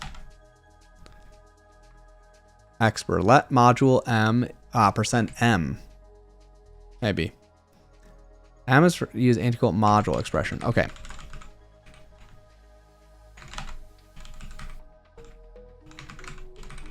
Oh, I should get rid of that, I think.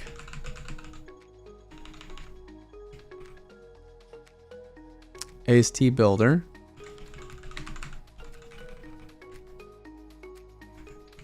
Or should I say expr?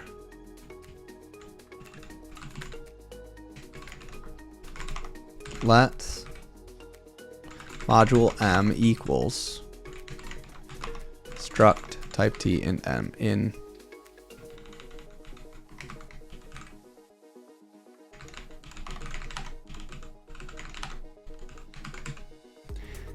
unbound value loc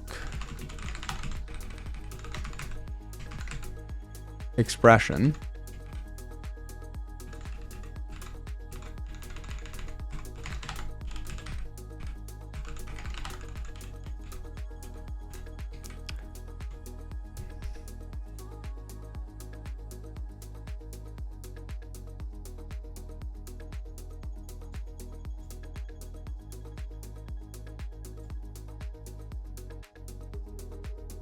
What is going on?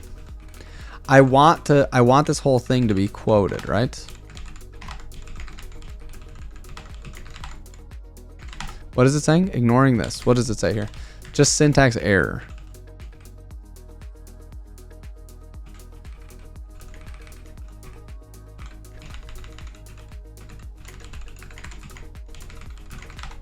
Chat, what am I doing wrong? I don't know what I'm doing. T is anti-quote types. No, that's not it either. Module expert or module type. Module expert. Yeah, let's see.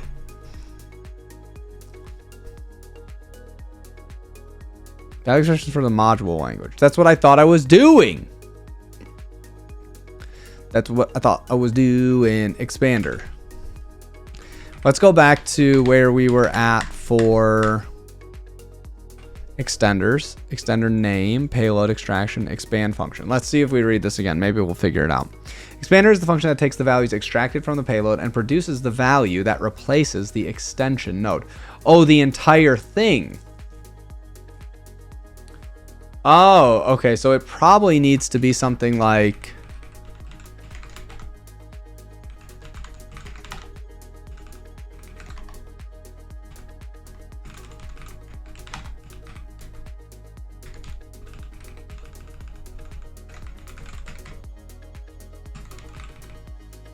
stir I maybe. Eval expected. What does it think that it is? Dune describe lib tables.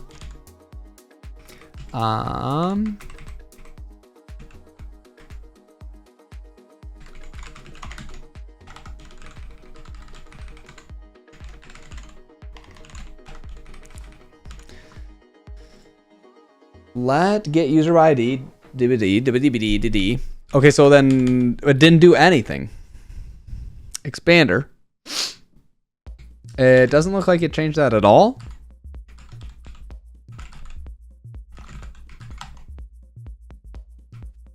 Eval expected.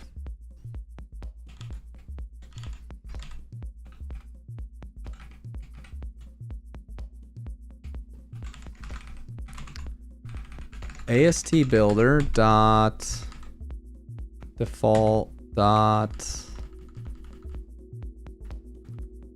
Right, we need a structure item here. Fail with here. Where's chat? Why ain't working? Oh, now I see. It's just not. There's nothing going on there yet. Eval expected. Unused loc. Unused variable loc. Chat's just as confused as I am. I think is the main problem here.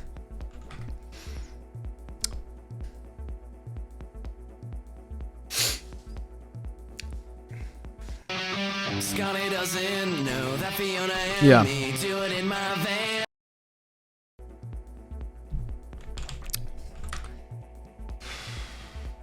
Eval expected? I don't even know what that means. Eval. Okay, we'll read through again. Expand function. Building can be painful to how large AST is. PPX several modules. AST builder, PPX lib metaquote, AST pattern, and AST traverse work explain their own chapters, which is the one that we want. You can ignore the body of the function until reading those chapters. Okay, so that's fine. Extension point loc context. So we're doing extension point loc. Yeah, location. So no problem in Python. True. Nice, got pathfinding to work. In a game or what? I don't remember what you were talking about earlier. The location of here, the tool that's called the rewriting, the name of the input file, and the code path, declaring an encoder. Right, so this one should return a structure item. What are my available options here? Module expression. Uninterpreted exception query.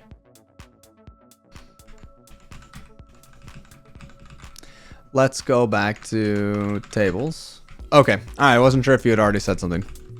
What do we do? Module query get user ID is this. That doesn't work.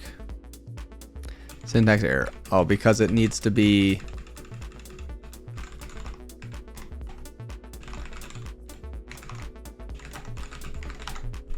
like this.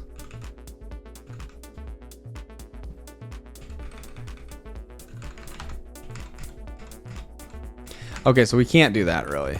We have to go this way, I think. Let query, okay. So we just have let.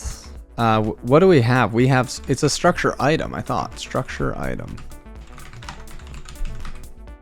Signature item, structure item, pattern, module expression, core type, class field. I mean, like, pretty sure. Yeah. Pretty sure there's a module for that. Py import some module. True.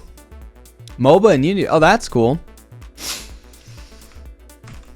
Okay, so this should be structure item, which makes sense. And then this should turn into an extension T label, context, extractor, single expert payload, E string. That's what, maybe I shouldn't do this. It should return an AST pattern. I'm not sure. An example, you can ignore the body. So declaring the extender. Yeah, so that part's fine. And we have this. Global transformations, inlining, integration with defining AST transformations. Generating AST nodes. So I thought expression. What if we have just something like stir I let x equals 5? And then we do this. Eval expected. I still don't know what this means. Eval expected when writing ppx lib extender. We'll see if there's something out here.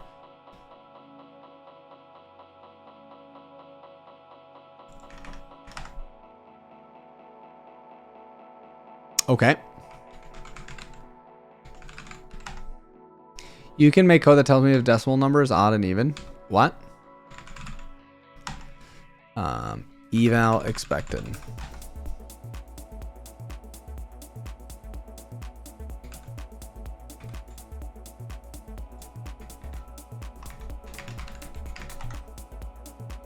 Okay.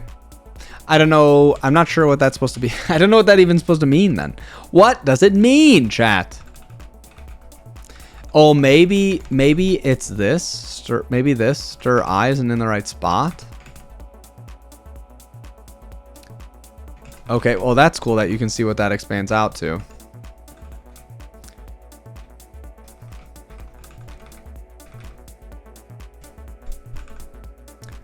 Ton of code produced during these streams. Oh, hey, thanks, Carl. Okay, so high-level builders. PS constant. We don't want an expression, though. It's crucial to correct the locations. AC builder can be used several ways. Builder default takes locations named argument. Strong workflow lets you control locations in a more refined way. MetaQuote programming. Pre-process PPX loads MetaPro. We already have this. The expression. People provides different notes for this. The expression is to generate expressions like this. Yep. Okay, that one's fine. Placement works as an expression node. Indeed, the payload is a value, which would not fit anywhere else in the AST.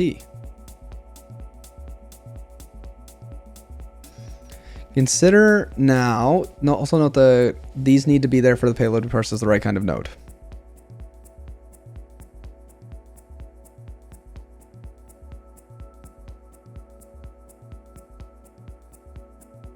Okay, that's fine. Comic Sans. Really, it didn't work. What font? Is my bot down? Oh. I blame Shirai. It didn't automatically go. There you go. Nice. Okay. Anti-quotations. These extensions alone, you can produce constant static nodes. Medical has a solution, anti-quotation. You can use anti-quotation to insert any expression representing an AST node. That way you can dynamically generate and metaquote it. So, a dynamic node is this. Yep, and then you insert that into an expression. That part's fine. As argument and do some dynamic item. Yep. That part's fine too. That's not a problem. Because we don't have any. We're trying to just put a constant one in. Different options, AST pattern. We don't care about that really either, I don't think. Compressive pattern expression. Anti-quotes. Each of those seem fine. Writing traversals. Fmap. Map, new AST traverse map. Here. Checker. Inherit iter. Forbidden extension. Nodes are forbidden. Iterators will traverse maps, folds, lifts. Okay, those should be fine as well. I don't think we need. We'll leave that one open because we might have to go back and check that. I'm not really sure.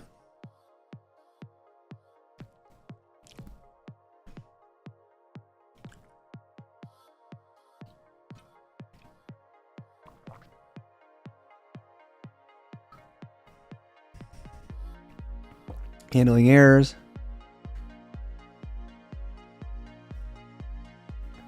Documented example.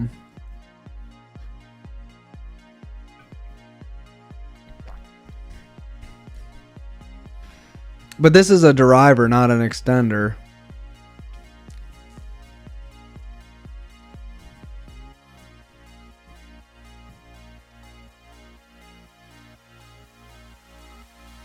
Quoting. Open expand. Quoting is a mechanism to prevent from PBX lib is done through expansion helpers. What is expansion? Expansion helpers dot quoter. Whenever you want to refer to an expression in the generator, we first quote it.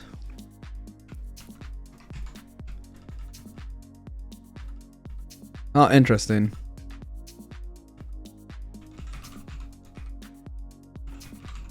What is S even? As type PBX string. All right, we get in a string, but we're going to return. Oh, does this do the wrong thing? Because I want to do, what if we just go like this?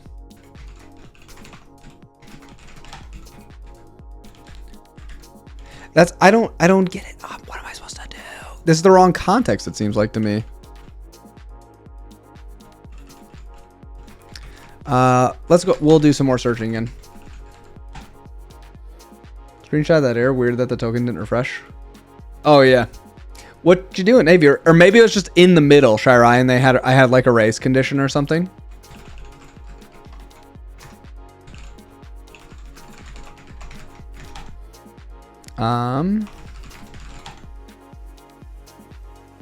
Oh, extract.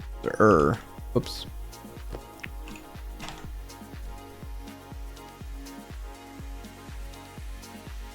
Oh, no one else is doing this? All right, fine. Then we'll look for this one.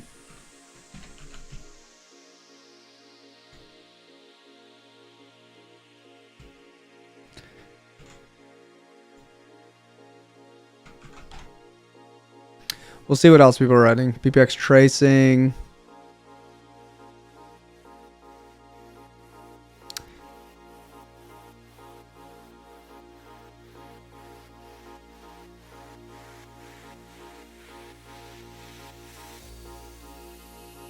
Declare in line.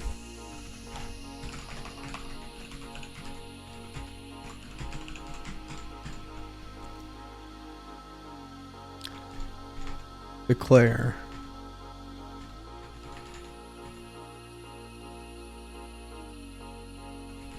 Label, expect as structure item. P pattern, anything. Is this saying anything? I guess I want to match basing on anything.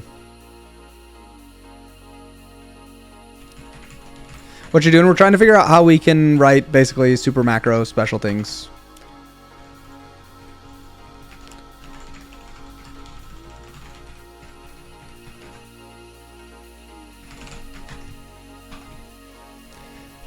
And then this needs to be structure item.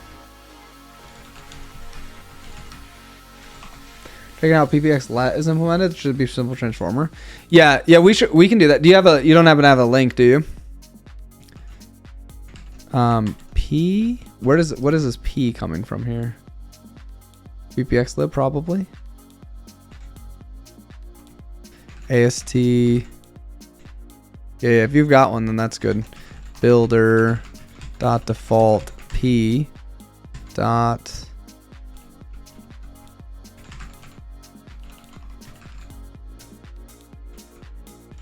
Yeah, okay, we'll check this out.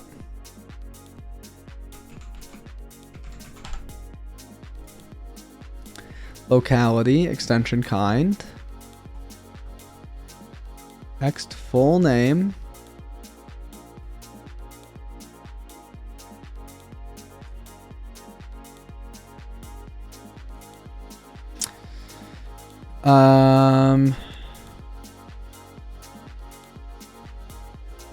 My eyes are tired.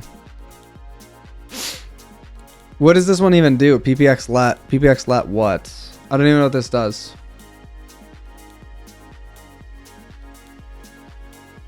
Let bind, right, okay. So they get the name of that as well. Single X per payload, func, loc, path, arg. Path, let expand T, extension kind, module, arg. Oh, so that must be and that must be what we're getting.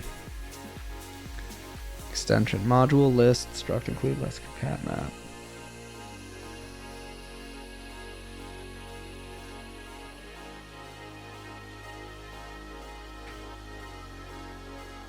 This one is more confusing. I don't know what they're doing there. The Jane Street ones are always too big brain for me.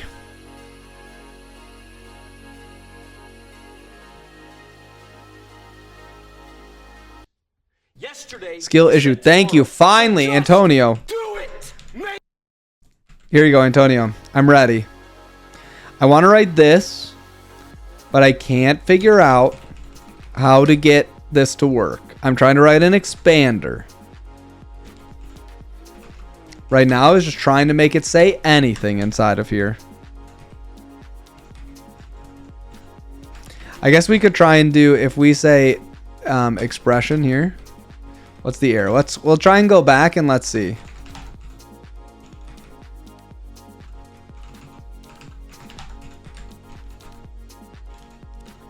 Undefined expression query. No, that can't be right.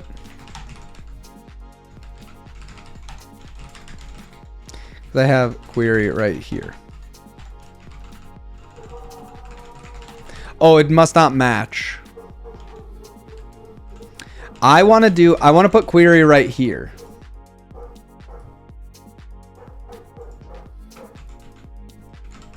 Okay, we'll take a look right here. That rule label extractor single X for payload X ident handler mel external. Okay, can you do for that? Does this still work if you do mel external X equals something? Look at raw. Raw.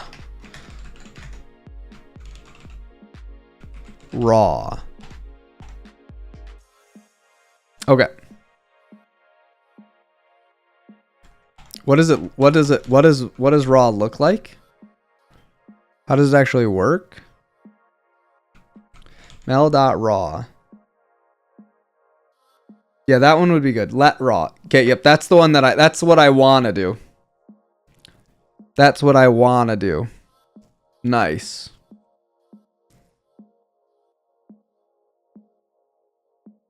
Okay, so let's look at raw again.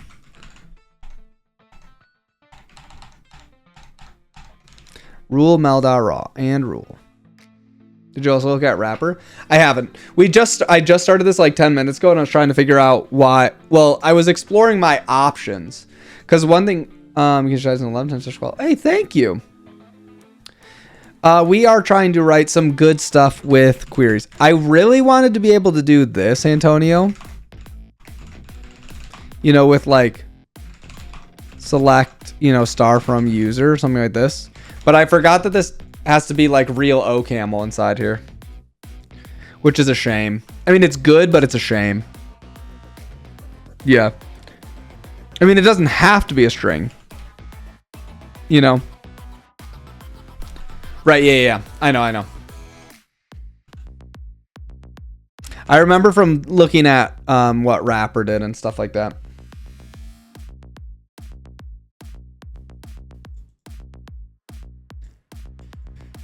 I was just kind of sad that I couldn't just straight up write it, but it makes sense. Module foo. Yeah, that's the other one that I was going to try and do. But that didn't work when oh, maybe it was just because it didn't notice it. Because I wanted to do module query. So wait, but you're telling me, okay, that's fine. You could go. Bye. Miss you. Have fun. Because this says syntax error. Maybe I need to go like this.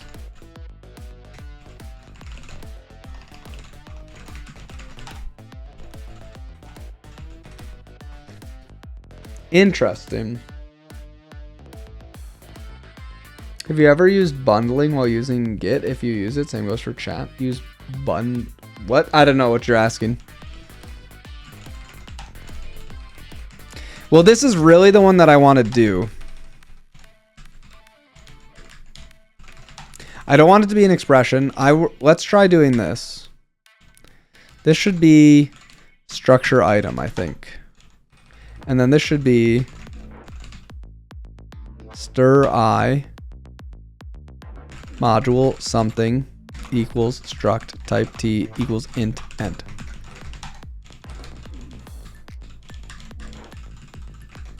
No, it's actually module expr.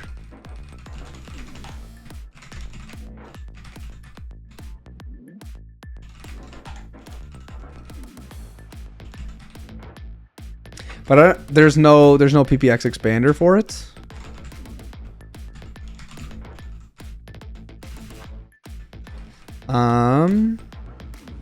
AST builder dot default git bundle. No, I never heard of it.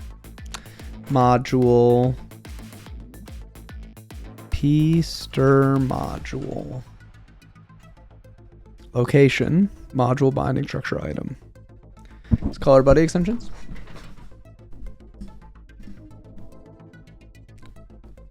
Yeah, it's in Color Buddy. You just install Color Buddy and then make your color scheme group buddy. What district? I use Pop OS. That was just funny. Tree rule extender, rule mel raw, handle raw expression. Okay, so I'm trying to figure out how module expression. Yeah, that should be the right one. Context.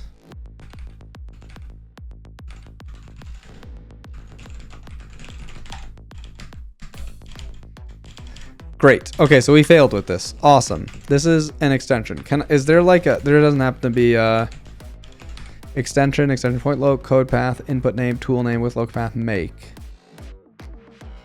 Okay, so we have this. So now I need to figure out how can I actually get module expert T. Where is module expert coming from here?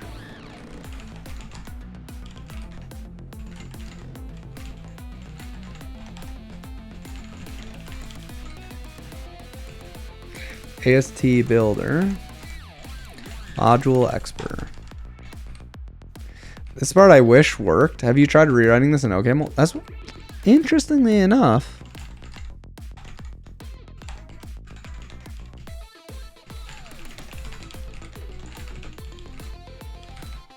Oh, maybe that's from parse tree, I guess, maybe.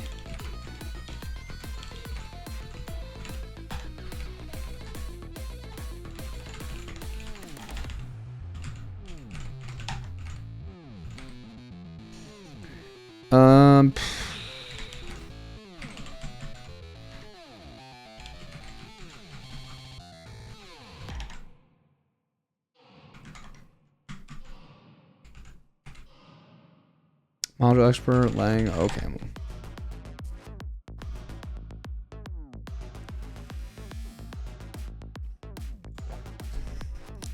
Mod description, mod loc, mod type, attributes, module expert, description, mod description, type.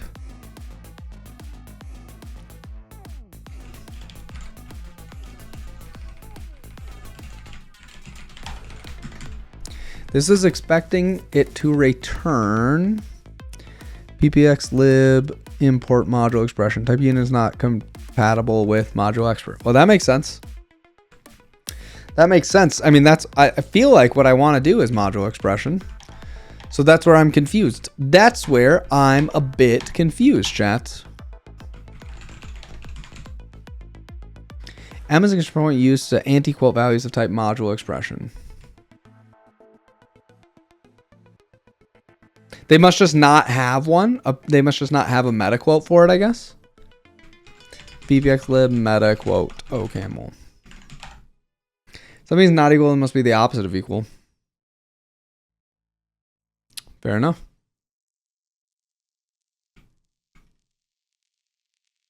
I don't think this is the right one. Meta quote. So they must just not have lift.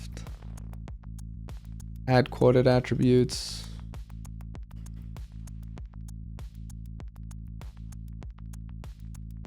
Meta quote expert, pat, stir I, sig I, and type.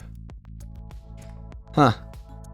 It's newer. I'll try that. I'm on it. I'm on it. Okay, so unfortunately, they just don't have one for like a struct, I guess. That's what I don't get it.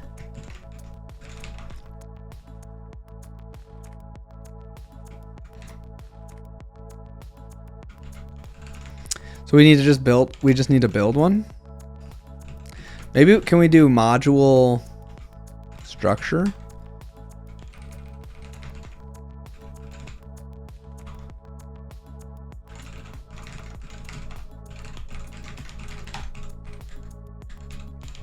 So it doesn't register when it's there because it's not actually on the module itself. It's on the expression. It's on the structure item. Where is this? Maybe we can check AST Explorer.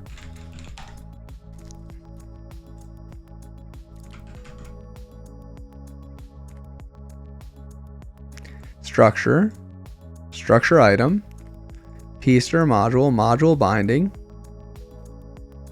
This is the module expression. Well, that's why.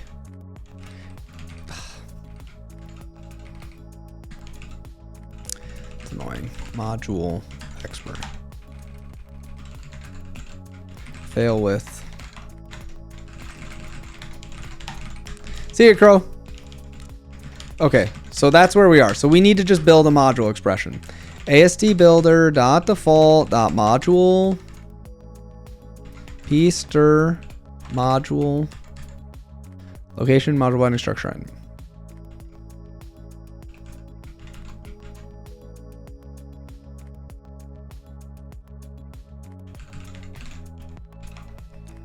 P mod loc is loc. Destruct enumerate. No. We want to do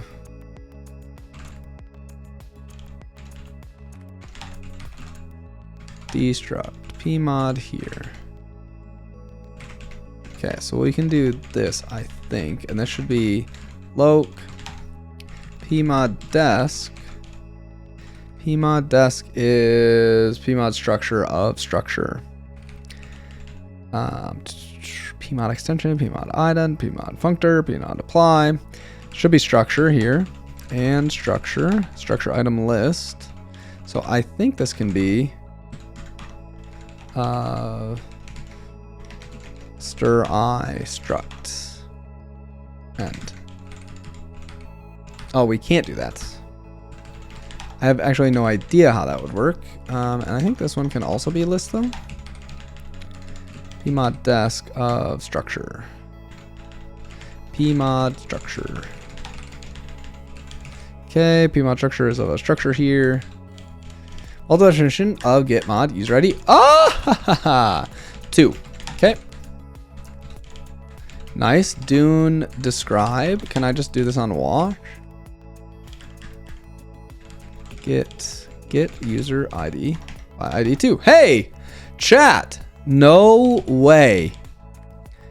No way. We actually got it to make a struct inside of here. Okay, so now we just need to actually build, because this is a structure item list, right? So we would do like stir I, and we could say type t equals int, like this, something like this. And then now when we do this here, and we do get user ID type t int, boom, we got it, chat. That's why you just keep reading and keep trying till you solve the problem.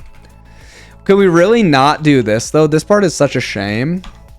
Something is hello. I really wish we could do this. Why can't we do that?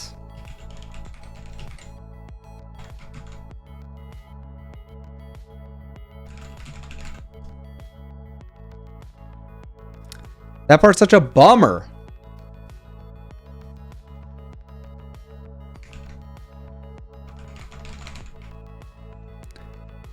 Because I guess it has to be, because we're not, it doesn't know where to bind this to. I was really hoping we could do this. Oh man, I really wanted this, you know? What happens if we do, maybe we can find a way for this, but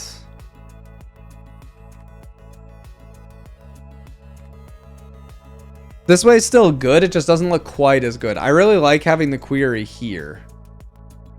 Can I do...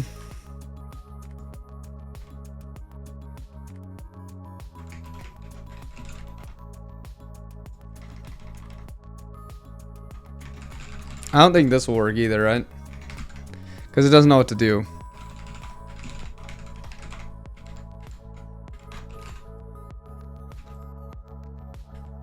Yeah. Doo-doo-doo. Another rewrite. Exactly. I don't think we can. I don't think we can. We could probably write let query module get user by ID equals hello. This one we can do. This one we can do. This one is on.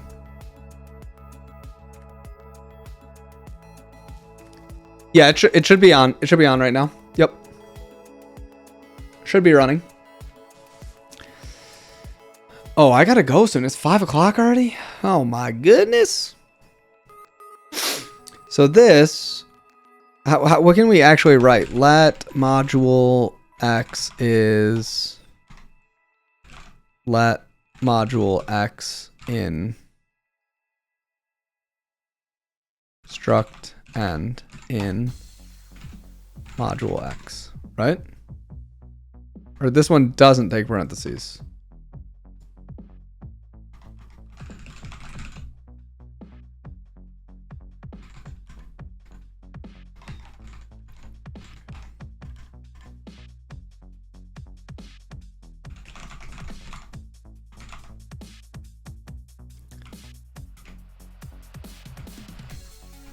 Why can I not? What is the syntax for that?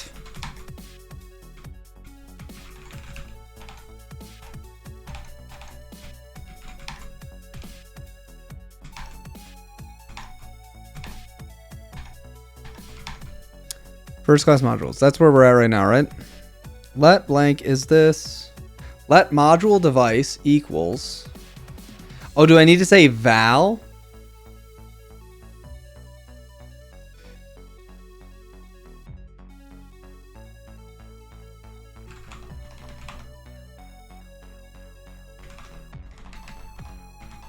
Oh, let module X equals.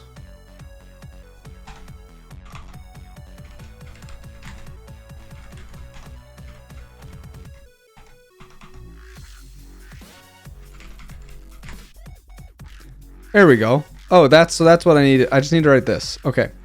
Can I return?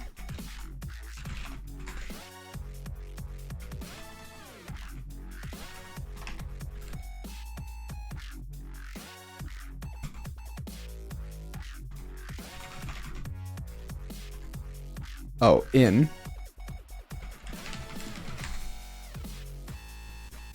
Okay, so we can do this. Even the IPCC says climate change is a reverse climate overheat ocean and they're supposed to report an ocean. What?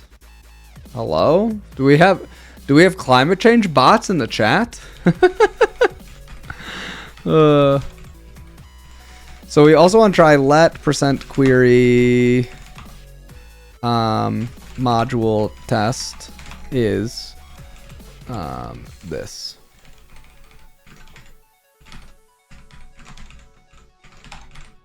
And we don't know how to match this one yet. Okay. So we go back to here. So this is our first one. Rules. We need another rule. We need another rule here, right? So you can basically go here, all of these.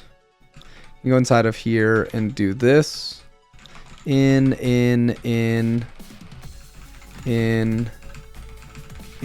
this, right? Okay, great. So now we can also do admire your perseverance. Thank you. Let letter rule, and we're going to do basically the same shenanigans here, right? Extender name query still the same, and we're going to do letter rule.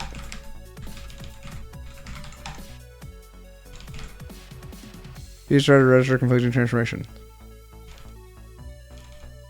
Okay, so if I don't make these be the same, let's say we say expression like this, and then we just go,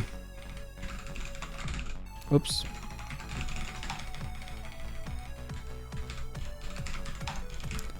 Let loc, yeah, that's fine.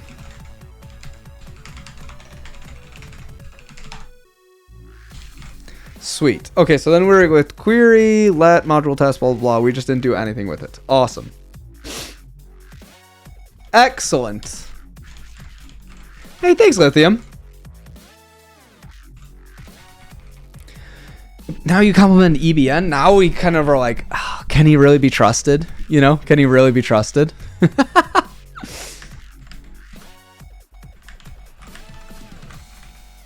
Okay, so now let's try this.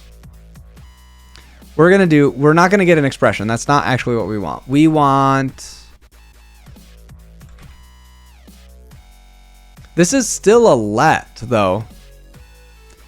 This is, this is a structure item. Now I think we should get assert false. No.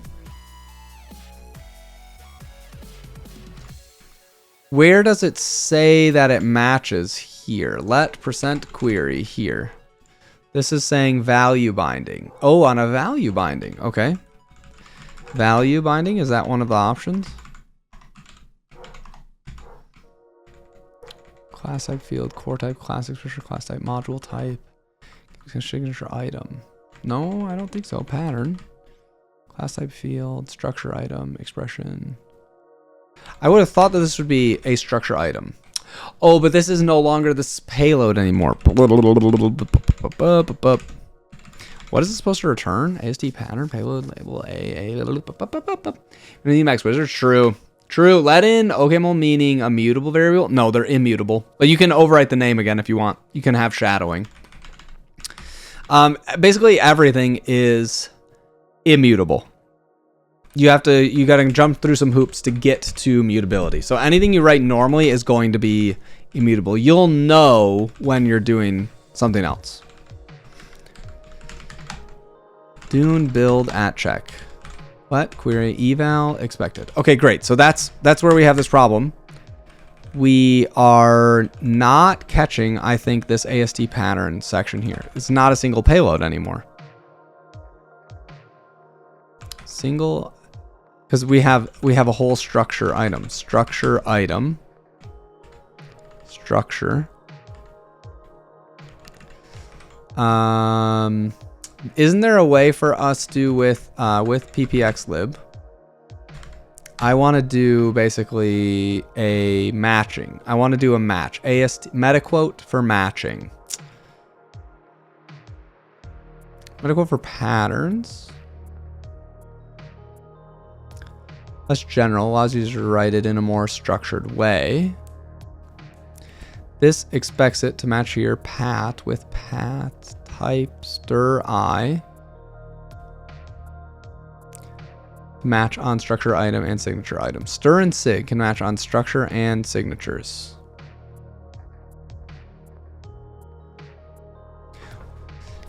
Nothing like let something equals ref 0. Exactly. It's just a face. Stock Vim. Dang.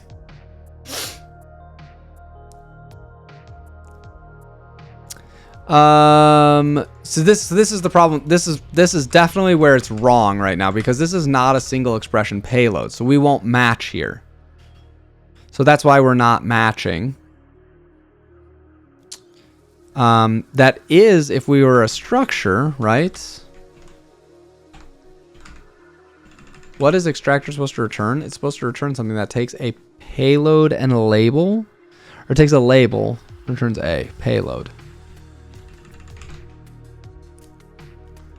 AST pattern. What does this return? Do we have structure? We have like module? I really don't know how to match against this thing, because that's sort of where I'm getting a little bit stumped here. We have this. We want to match against this situation. I don't care that this pattern here is this. I want to do...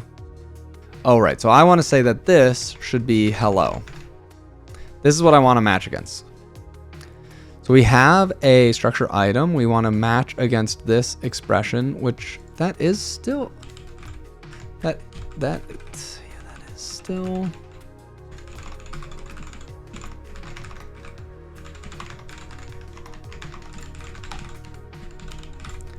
Oh no. Okay, great. All right, because this is going to get called way too often. Right. So this... See, Acme Ender? I have. It's crazy. EB, you're forgiven. You can do whatever you like. Dr. West, no need for Postgres when you can store everything in a 100K object JSON file. Don't muddy it with more files. True. It's actually a pretty good strategy. Maybe we should just be doing key value storage in the JSON. Maybe that would be a smarter strat, chat. Extension point loc context. I've heard SQLite. Expression payload T. E string. Building patterns. Useful patterns and examples. Let extractor singer explorer payload. What if we just go like this and we just say this here? Because what I want to see happen is single module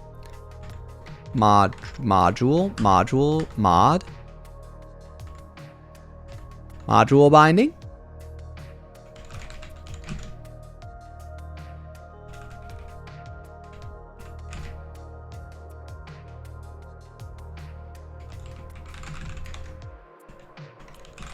Expert let module extension point m's anti-quote module expressor. Let module m is this, but this is where it's kind of goofy because like it's just a string, so I'm not sure what that's even supposed to look like.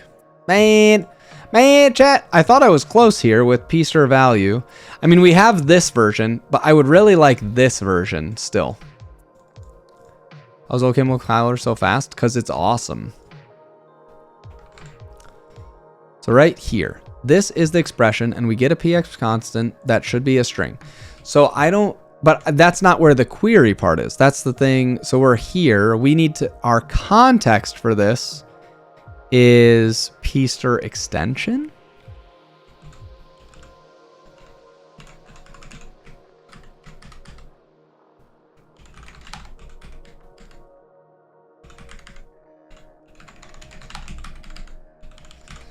As extension type, pbxlib. Now this is a good error message. I can figure out what's happening here.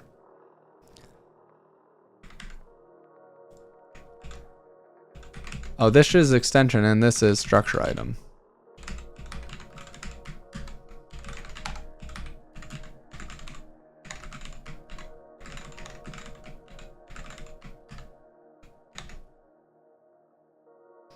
Pster extension.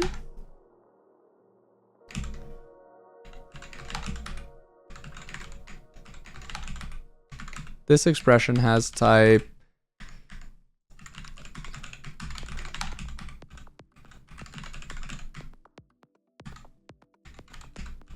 context can be class, let, expression, module type, pattern, signature item, structure item.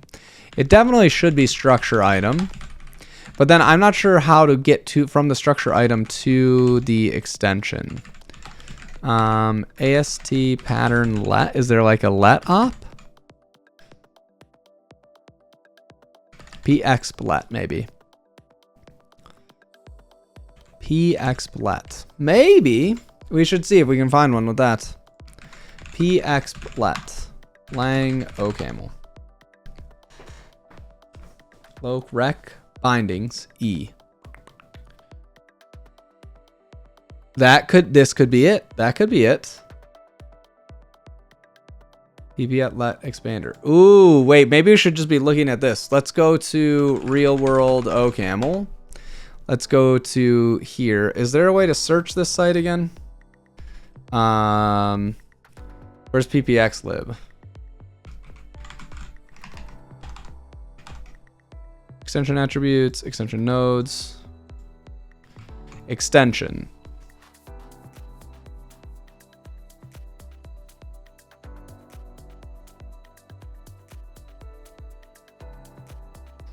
Extension nodes. This is the one we want to do here. Static type checking. Yeah, so that's what we want to do.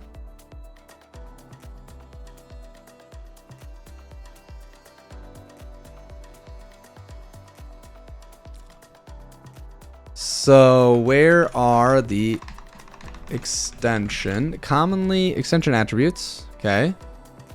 Commonly used extension attributes, extension nodes. Yep. But was there not well, what are they doing here? I thought maybe they would have a cool example of how this worked, but oh, this is just vendored in, not that they actually built it. What up, Rowero? Good to see you. Match bindings, ppx let. So this probably goes into Text full name, let syntax here, open on right hand side, find apply, expand. Where is their extract? They don't have an extractor.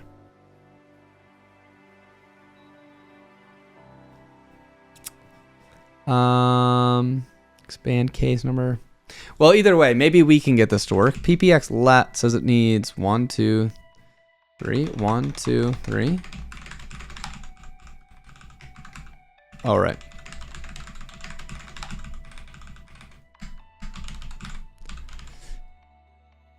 This has expression type, expression, rec, binding flag. Was expected, payload, import structure item. Ah, so we need to match that it's a structured item.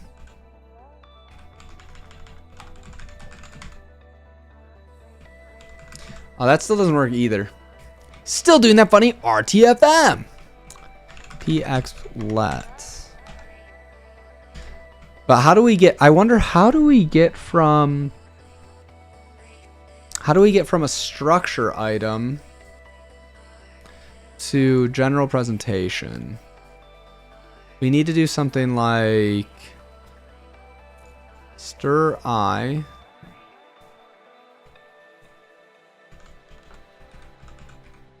Huh. I want to do, this is generating code. No, I want to do, go back to,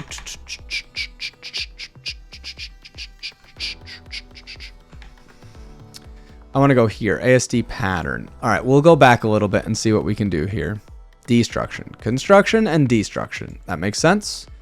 Build, payload, test for same reason. ASD builder look very similar. Yeah, it makes sense. There's like a nice symmetry on both sides.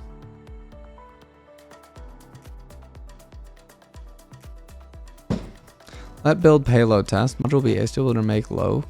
Yep, that part makes sense. What's up, Neil? One sec, chat.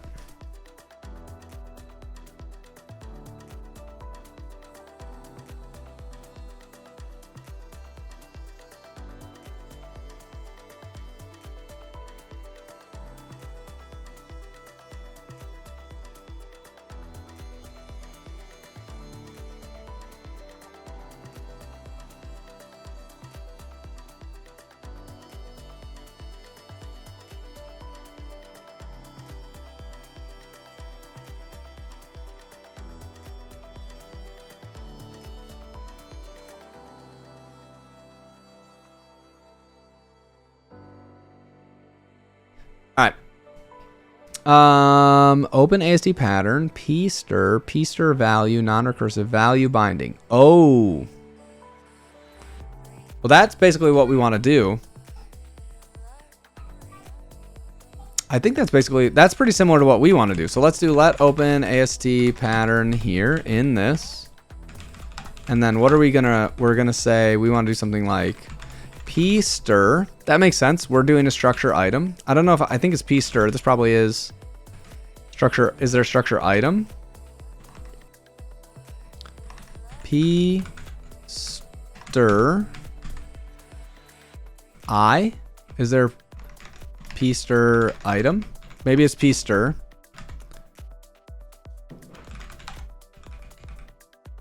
That can't work. Those aren't the right types. Pstir value. Maybe it's pstir value. Non-recursive. And value binding. Pexp string. Pexp constant. P unbound value p var, p string, pat, p ident, p exp ident maybe? Ident? Maybe we can just go like this. Can I just go here? Value bind. This expression is type value binding pattern. The Neo is using 40 megabyte understanding 700. Yeah. Well, I mean, it's got to do a lot of analysis to understand Rust. You're also a Ruby heater. Feel everyone think about what are you saying? Can you I don't know what are you saying if I hate Ruby? I don't hate Ruby. Value binding, expr.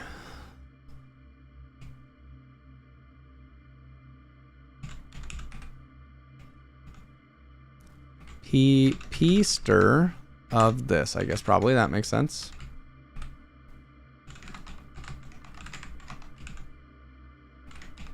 Dang, that's some wild code. Value binding pat is p string. So sure, we'll try this for a sec. P string.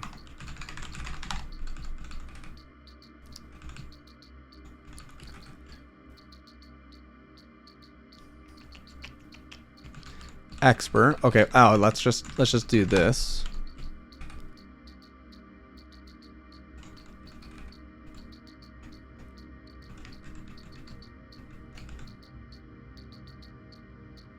Oh, this goes.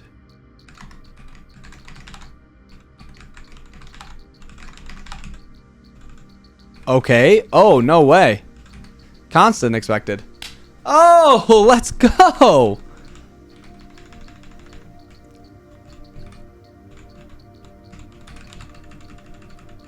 Can I just put this here? Oh, chat, we got it. We finally got it. Value binding. This should be p stir. No. What did we have before? This one is single expr payload e string.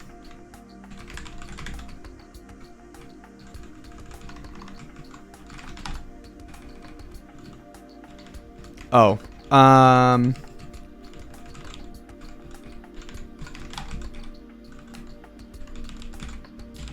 Nice. Nice. Fail with we found it. Right, so that's where we are. We found it. Okay, sweet. I imagine, especially in the days like close to 19. We're cooking now. We are cooking. Okay, so what do I need to return here? Since I have a structure item, I once again need to return a structure item. What happens if we do this?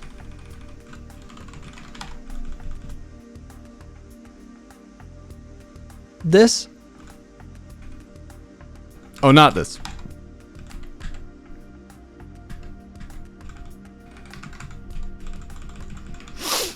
Oh, so this would be... So this returns let x equals this in x. So what does it think x is? It's a module expression. Well, that's not what we want to do. We want to do something like %stir I, let x equals x in x. Something like this.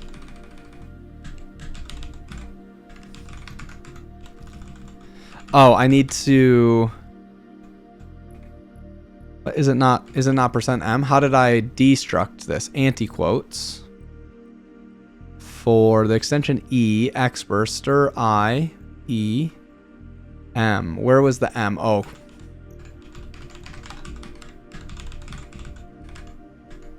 Oh, well, let's just go like this. Let x equals 5 in x. We'll hodl on this for a sec.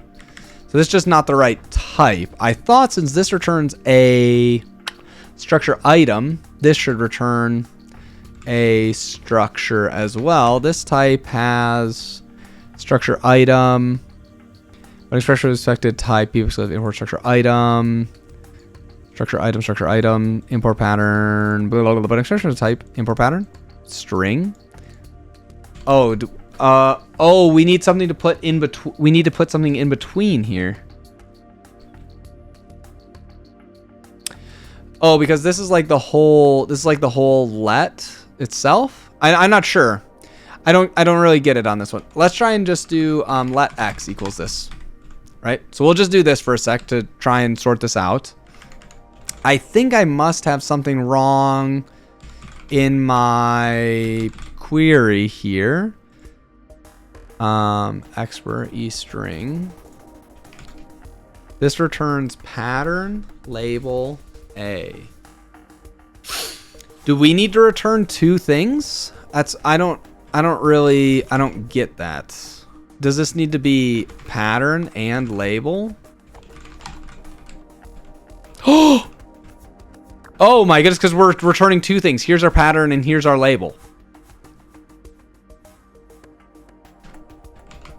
Dune describe this.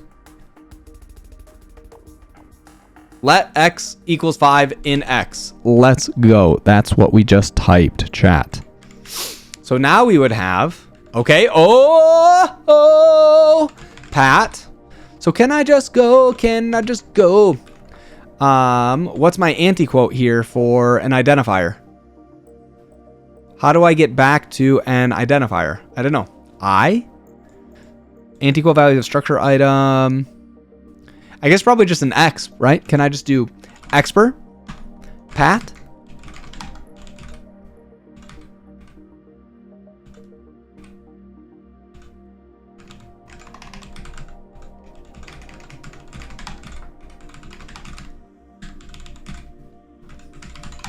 Come on. Okay, that's not right. That's definitely not right. Oh, it probably needs to get anti-quoted, so it's just this. And that's not right either.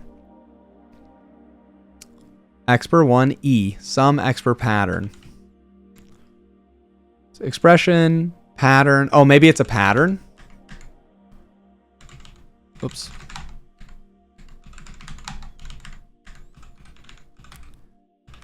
Expression. You want a pattern, I think, pat.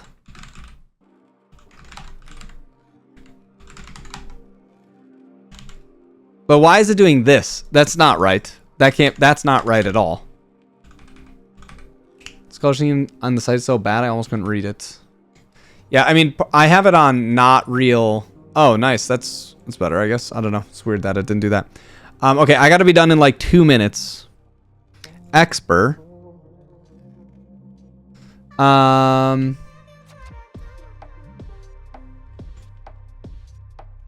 Right, but how can I want to put this back here, right? Because basically I have a structure item where I want to do let something equals this stuff, right?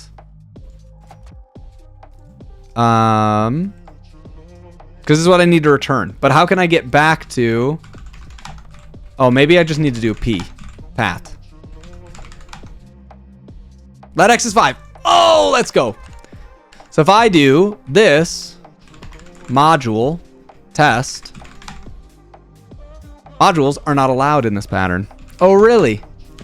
Oh, really? Modules are not allowed in this pattern. Says who? There must be something else like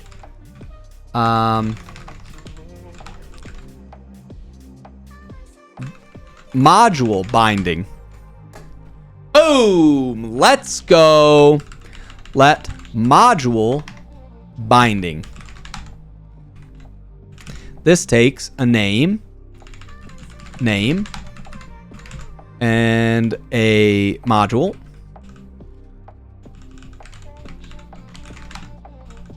Right? No? Module binding's name and expr t. Single expr payload, maybe? Nope.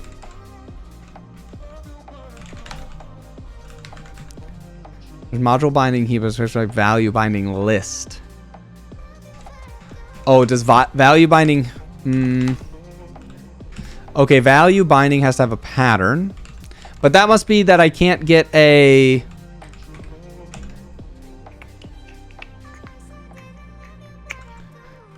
Interesting. Okay, so p-stir val... Oh, maybe it's p-stir module. Okay. P-stir module. Module binding. Name.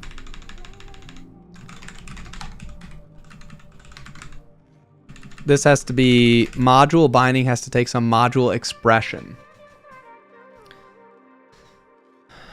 Oh, but this probably isn't the same thing. Oh, this is not a... Oh, but this isn't... I don't think this one's right either. Because... Whoops. I don't think this one's right either because it's still like a let. P stir value. It's still, I still think it's a value, right? Is this not considered a value binding still? I think it is still considered a value binding, right? It's just that this is a pattern. Oh, it's a pattern. It's a pattern with an unpack. It's an unpack pattern.